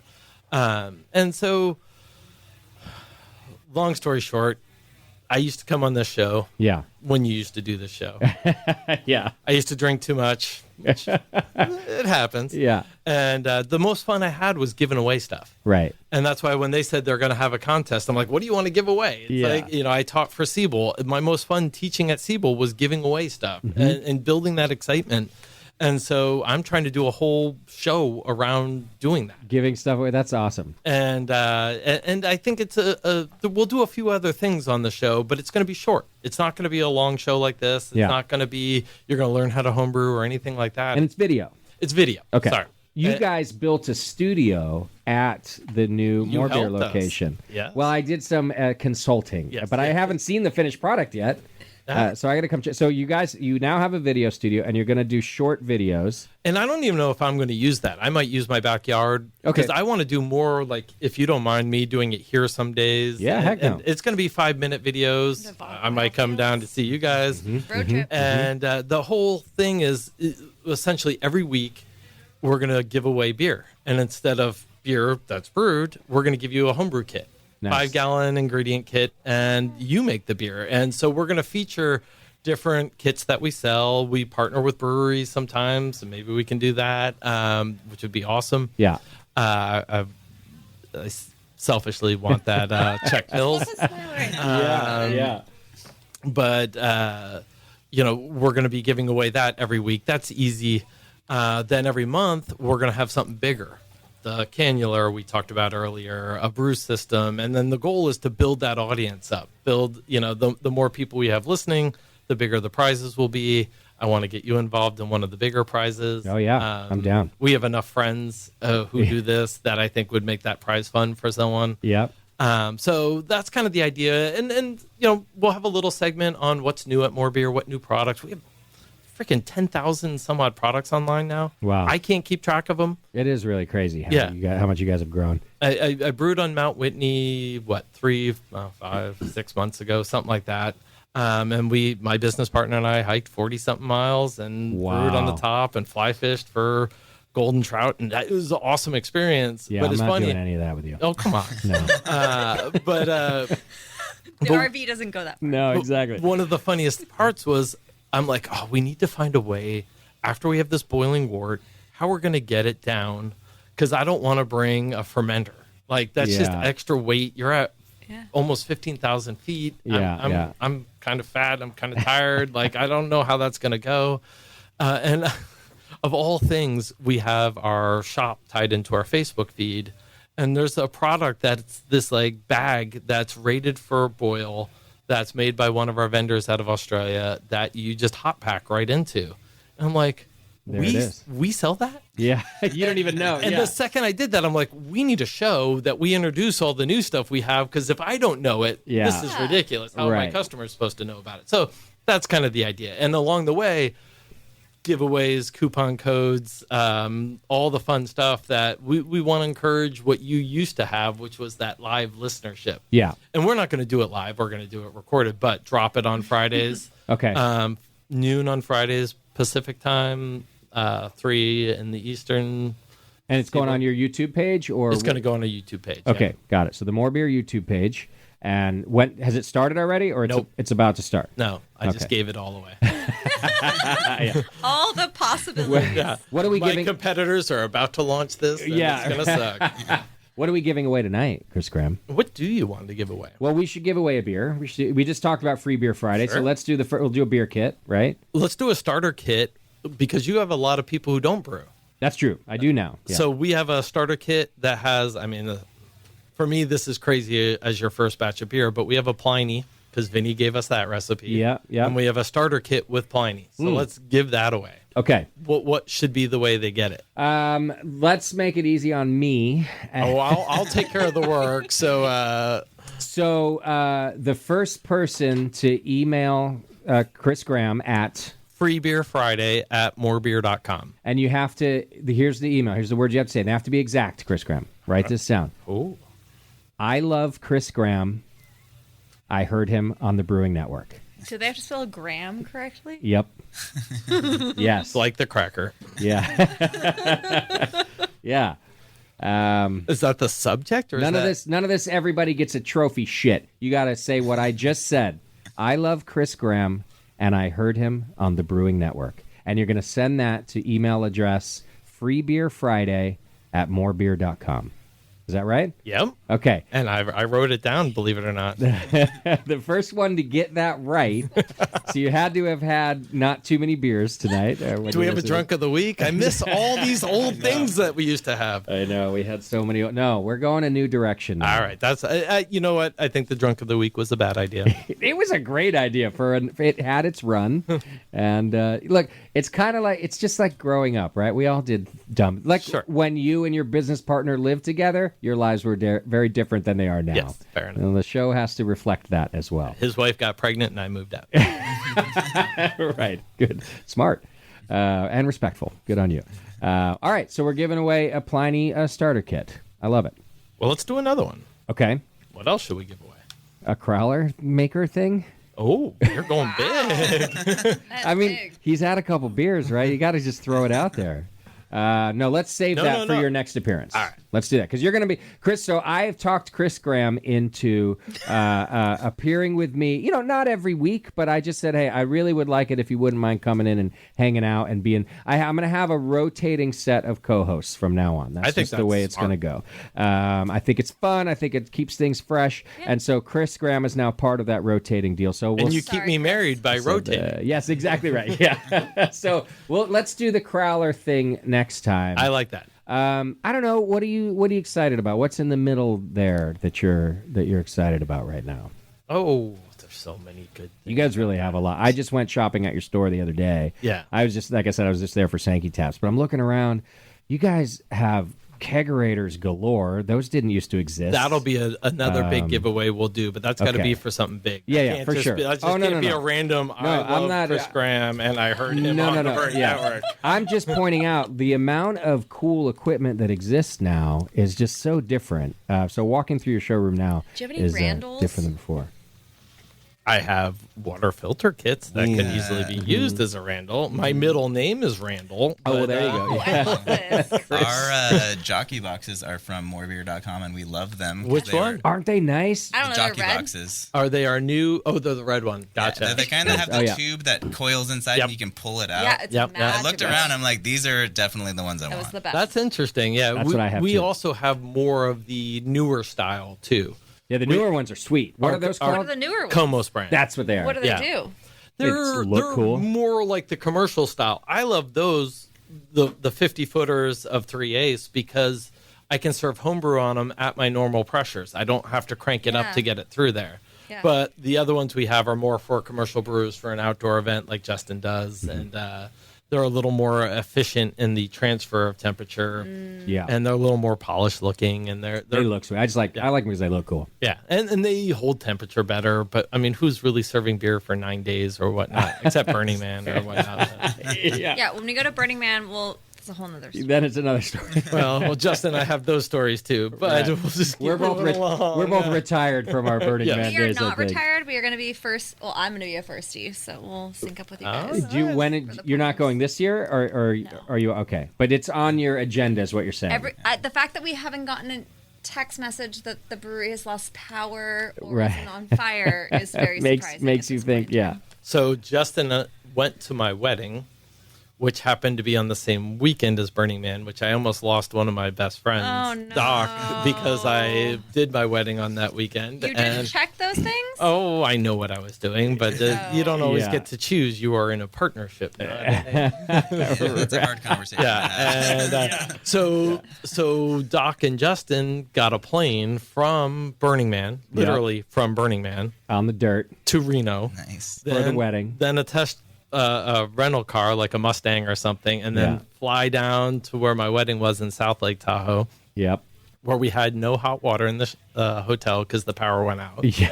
It was still a shower, and I took it. It was great. A shower is better than nothing. Exactly. We left Burning Man, went to took a shower, went to a wedding, and then flew back to Burning Man. So it was a my 20 kind of people. We love Chris Graham. It was a friends weekend, and we had to do it. So it was a 24-hour trip to make it to the wedding. Yeah, that's real love right there. That's right. It is. That's right. I will never forget that, but I'm also looking up good stuff to give away. All right, why don't you think of stuff to give away? And we're going to talk about this, the final Wild Fields beer that's in our glass. No. Here. So what is... Firmzilla. We'll give away a Firmzilla. Oh. What is a Firmzilla? A big conical plastic thing that can ferment Fermenter. at pressure and easy to clean. It's a Firmzilla. It is. It does. Yeah. You know the It's in the Firmzilla. name. Okay, what do they have to do for that one? Is this another Let's email? make it easy. Email, easy. Do you want them to email us? Okay. And just put the double. Yeah. put the subject line Firmzilla. I'm Okay. making this one easy. All right, First first one one- to do that. Also to Free Beer Friday at morebeer.com. Absolutely. All right, do that, and then Chris Graham is going to ship you a Firmzilla. Okay. You know what I'm going to do? And from here on out, just so you know, I'm going to give them a promo code for it. And they have to deal with putting all that information in on my website. That's easy to use. Look at you go. That's the Crosley style right there. Yeah. He's got to get rid of that work. I delegate it to the winner. Yeah, exactly. All right. Unstuck in Time. Is that what this final beer we Unstuck have in is ready called? to unwind. And what is this? So this is an Imperial Coffee Stout. Oh, it It's smells really just a vessel so for good. coffee. Okay. This beer. So we use local coffee from our favorite roaster in Atascadero, Joe Bella Coffee, and I went and we smelled some beans and made like a special blend that I thought would work good for the beer. And it's a blend of Sumatra and Ethiopia beans. Sumatra really gives it kind of like that depth and earthiness, and then the Ethiopia gives it a little bit of that jammy fruitiness. It's a low roast coffee, so you're not going to get a ton of that like roasted astringency. It's really just got that pure kind of coffee essence that's really jammy, and it's the way that we like to drink just our actual coffee. Now, who roasted that? They roasted at Joe Bella Coffee in Atascadero. In Atascadero. Thank you, Joe. This is delicious. Yeah. Yeah. And what is it? 9%? 10.2. Wow. Yeah. I was a it's- little tired when I came in. We should Now have you- had this first. You should have, Right. gone Yeah. first. There you go. I know. I Keep was going. looking for coffee, and I was like, but if I start with this, my palate's. Well, I do see what you mean. You made it because it's how you like to drink your coffee. This is better than the shit coffee I make myself in the morning. Like, I would definitely... This tastes like really good gourmet coffee. We call this hangover. Okay. Beer. Yeah. Oh, and that it is. We yeah. put 20 pounds of beans into about, let's see, it's like 5 barrels of beer. Where do they go? 150 gallons into the serving tank. So I basically brew a imperial porter. So Okay. like really kind of like low roast, like a stout without as much roastiness. Because we're going to add the coffee, so I want that to kind of be in place of the roastiness. If you have too much roast in the base, then it's just going to kind of stack on top, and it's not going to show the coffee as much. And then I do half of the beans are whole, half of the beans are ground, and then we throw that in the serving tank, purge the tank, and then transfer the beer onto the beans with a little bit of cocoa nibs too. Okay. For about 2 days, and then pull it off. Wow. So it's just cold steeped. Just cold. Okay. Interesting. And what made you do the whole bean? So what I used to do back in the Pizza Port days, I found this kind of hack because I didn't want to use only ground coffee because I thought it would maybe over extract and it would get kind of gummed up. The whole beans, I thought maybe you wouldn't get enough. So what I would do is I found this homebrew mill, and I would mill the beans with a homebrew mill. Like and it would very just gentle. It would like crack them open, maybe get like some good pieces. So that was kind of like my ideal method. I tried to like find the same one that I got for that, and I couldn't find the right one that would mill beans. Night of our life. Because milling beans is Yeah. different than milling grain. So I just decided He was because sitting there we with only this have so grain, much like, time. I can't do it. And I was like, So you just do a full ground. Half of it's So fully ground. I just asked them, I'm like, hey, grind it as coarse as you can. Okay. Half of it, and then I'll just do half and half. Half Yeah. whole bean, half ground. Got a lot it. of people go both ways. I'm like, I like the meat in the middle, you know? Yeah. Well, Yeah. the There you nice go. the nice thing about that is that's repeatable. Yeah. But doing widening your gap on a 2-roller mill. And it wasn't widening it enough, and it was just like It just not wouldn't- going through. wouldn't And it work. was like literally we're just sitting there in the brewery. We opened, right? And you're just like, oh my God, just make the stupid beer. Yeah, You're like, I wish we had a pandemic right now so we could just close. This is that was awful. not a help. That was a terrible, terrible friend of mine. I roast coffee all the time, 3 or 4 times a week. I love good coffee, but all the kernel sizes are very different. So trying to get that, like where you're going to do that light crack, I could see that being so hard to emulate. So this is definitely repeatable. It seems to work pretty well. So we're just kind of Oh, it's so good. Yeah, it's super tasty. Yeah. Wow. And the Unstuck in Time is a Kurt Vonnegut reference. Slaughterhouse 5, the book, and coincidentally, when we released this one, they just came out with the Unstuck in Time documentary about Kurt Vonnegut. Oh, I no haven't way. seen it yet. It just came out. But Wow. It's been like 40 years in the making, or not 40, like 20 years in the making. Yeah. This guy followed Kurt Vonnegut around while he was alive, and then it took him like another 8 years, and kind of aptly called Unstuck in Time because it took him like 20 years to make this movie. But What a perfectly Did you send fitting him a tribute. beer? Yeah. I should. You really should. You should probably send him a keg. Right? It's Kurt Vonnegut. Was Kurt Vonnegut. Hey, you out there listening. Yeah. Yeah. That was Kurt Vonnegut's best friend and documentarian. Oh. We want to give you beer. Yeah. Hey, also, you wanted to do a couple shout-outs now that we're... Giving shout-outs to my kids? Yeah, go They're right not ahead. listening, Oh, they're but- not there anymore? Oh. No. But they can said- watch it later, though. Yeah, they were listening and then they got bored. Oh. Well, Shocker. plus we started dropping F-bombs and, you know. Yeah, they've heard worse. They're fun. But Jocelyn and Russell, we love you. There You're we the go. best. Thank you for keeping us sane. There we go. Wait, your kids keep you sane? Graham, yours are There different? would be no work-life balance without the kids. It'd be all work. Trust me, I love my kids. They don't keep me sane. I didn't have a single gray hair until those. Oh, he didn't have a single gray hair before me, so that's I'm way ahead, we're way ahead on that one. But yeah, I honestly think like they remind us what's important, and it's not about making money. And we're really grateful for that because the pandemic could have pushed us another way, and Yeah. instead I gave us time with them, and it reminded us Oh, how important it is. I like that. So I should spend time with my kids. Yeah. Slow tier. we also find a 1987 RV for $1,000 and just started road tripping. And RV friends. yeah, that's what I'm saying. If I would have known there was an RV exemption to coming up here, we would have spent the night. Oh, I could have made that happen. Yeah. So and so I upgraded in 2020 because I thought I was touring the country, but mine before that was jealous also a 97 that I bought from my good friend Jamil Zainashev. Oh boy. Who owns Heretic Brewing Company? And I drove that 90. Was yours 87 or 97? 87, but it's okay. That's okay. We're 70. I drove that thing. I don't know how many miles. I drove Canada and back like twice. It's been to Denver and back like 10 times. You're gonna have some good times in this RV. Have you tripped in it yet? Oh, she went to Santa Cruz and back? Okay. Yeah. She's our baby. Okay. I would say I was definitely more of a tent camping, maybe like a van type of guy. Sure. Sprinter van. That's my now dream. that Jackie convinced me to live the RV life, I'm like all in. It's hard to All go in back. I on the wanted RV a pop-up life. trailer. Let's not. I convinced you to. Okay, we're gonna have to end this because it's gonna become a huge battle. I'm going to throw my vote in. We're not I gonna want get the the right 4x4 Sprinter van conversion. That's my dream. Yeah, those are nice. Yeah, we're Yeah. not. I don't want the luxury because I don't want my family to go fishing with me. I see. Yeah, that's a smart move. I want them to meet me, have a little fun, And go home. and then go home. Yeah. Or stay in a nice hotel See, while Brian's I go screwed because fishing. I want to live in nature, and my children do not. So he's gonna be going home. So I'm spoiled. I no longer live in a house.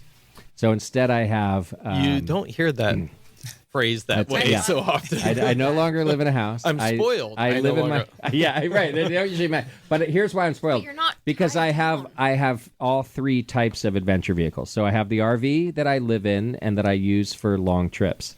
I have my Volkswagen bus that I use for van life and like not quite glamping, but like national parks and stuff where the RV fits. And then I have a 4Runner with a tent when I really want to disappear out in the middle of nowhere. I love all of it. And that's where Justin's been for the last 2 years. I wish. Instead of being your host, where we're paying him to be a sponsor, and he's not effing here.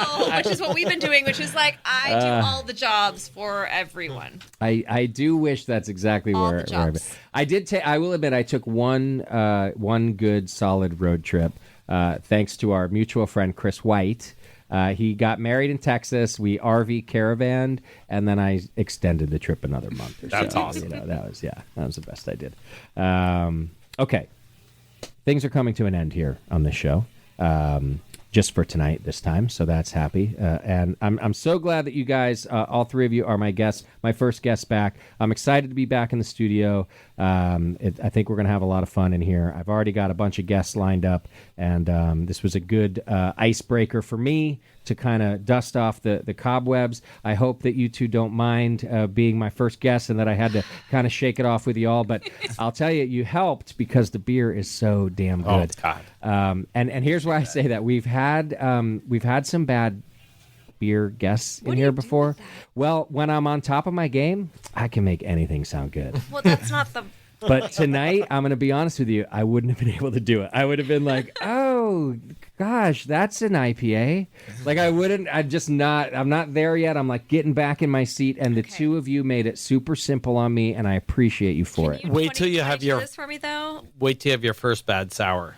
Then you're just going to be like... Right, yeah. Not let bad beer get away. Be like, what is this? Well, it's a hard to me. So people have asked me that over the years, and I've explained this sometimes. I'm in a difficult position, right? Because I invite guests onto the show, right? And who am I to like decide that their beer isn't? You see what I mean? I know. In other words, I've never called myself a journalist, right? A journalist should just always speak the truth. And hey, I'm going to interview, and if your beer's not good, I'm going to tell the world that the beer's not good.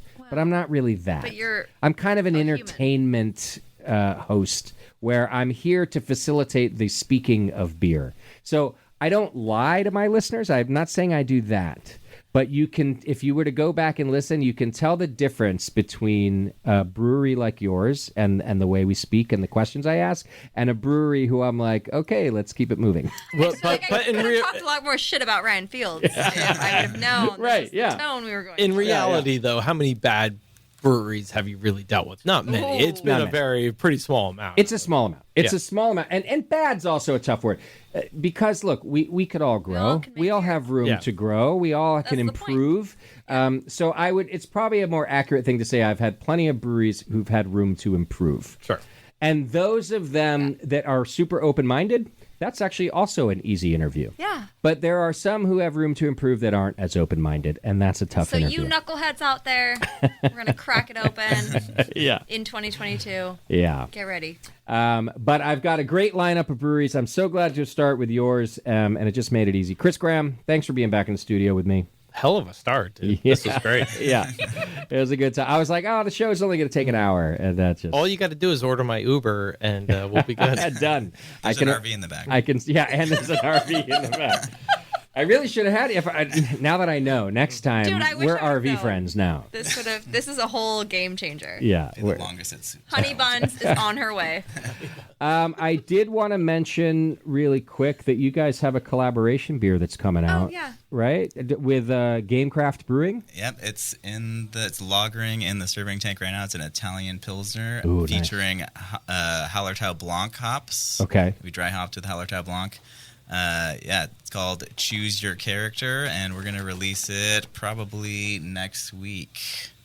Yeah. Assuming that it's nice and clear and lagered and done its thing. So. And ready to go. Gamecraft, we go way back with MJ, who is their lady of all things over there. She used to volunteer for me at the Orange County Brewers Guild, and their brewer, Andrew was the original brewer at RIP. Oh, yeah. Beer company. Great brewery. He went over and did beer school and then came back and started Gamecraft. So super cool collaboration opportunity for us to kind of circle the wagons and Cool. do something fun. And will that be available online also for sale or just at the Brewhouse? Just at the Brewhouse. Okay. If you call in and order crowlers, we can arrange that personally direct to you. Wow, There'll be some draft going around the area too. We're going to send them some kegs for Orange County. They're in Laguna Hills, and then we'll have some other draft available. But yeah, if you want to get crowlers, call us 805-399-BEER. And we will make that happen. Easy enough. You can also go to wildfields.com. You can learn about all sorts of things, including the First Freshies program, the membership program. There's a whole events page. You can see everything there. You can learn about the beer and go check it out. I can't wait to come see the location and bowl. I'm excited about, That's pretty rad. excited about mini bowling. Yeah. I should have brought the inflatable bowling. I'm sorry. Oh, we could have laid it right out of the done bar. some things. Oh, man. All right, next time, this is an event that could still happen. We could do We this. can do this again. Nice little Tom, summertime take over. event, maybe, where it's still like Well, light we both outside. grew up in the East Coast where we did candlestick bowling. We'll call it very candlestick simple. bowling. Yep. It's fine. Yeah. Duck pin bowling. Duck pin Remember bowling. That duck- is a New England thing, right? That's there, a New my England. friend. That's fully New England. Yeah, I said it out here. I was like, duck pin. What is that? It's the. Is it the pins are arranged differently or the scoring? Small is different? pin, small ball. Same those- Well, that's what I size. have. But they're not same. on But it's a strings. full size. But it's you not- do it at the okay, bowling but alley. My lane is half the size. Yeah. Yeah. So that's not duck pin. That's mini Okay. bowl. Yeah, Yeah. as Yeah. you describe it. Yeah. Well, that's people ask me all the time, so I'm constantly trying to remind my brain. You just drank. yeah. And then yeah. I drink and then I forget. So All right, I Graham. learned it. Where are people going to find out more about Free Beer Fridays? They should subscribe to our YouTube channel. Okay, which is youtube.com/morebeer. I'm sure. Probably. Something like that. Yeah. Sounds Go to morebeer.com. There's a link right Search More Beer, one word on YouTube, and you're going to No, find just it go right to there. morebeer.com, Okay, and there it's you right there on the homepage. Yeah. And you can sign up for the More Beer mailing list at morebeer.com. Oh, sure. You can do all kinds of fun stuff. You could do all that good stuff. All right. And some of you already won. I saw some emails. Yes. We A already guy had some named winners. Nate. We're not going to say his last name on the air, but Okay. Nate, and he won both of them, but he only gets Oh, to win really? one. So I wrote him back already. You choose. Okay. If he's a brewer already, he wants the second. So the other one's still open. Yeah, Love it. and or both. He hasn't chosen yet. Got it. All right. Well, that's it for us here on our first live show back. Thanks for hanging out with us. Thanks for your patience. I apologize I've been missing for so long, but I do want to give a really special shout out once again to Jason Petros, Mr. JP, and Bevo for holding down the fort and letting me keep my bar alive all this time. Yeah, they've been just wonderful. They deserve JP, a Bevo. massive round of applause.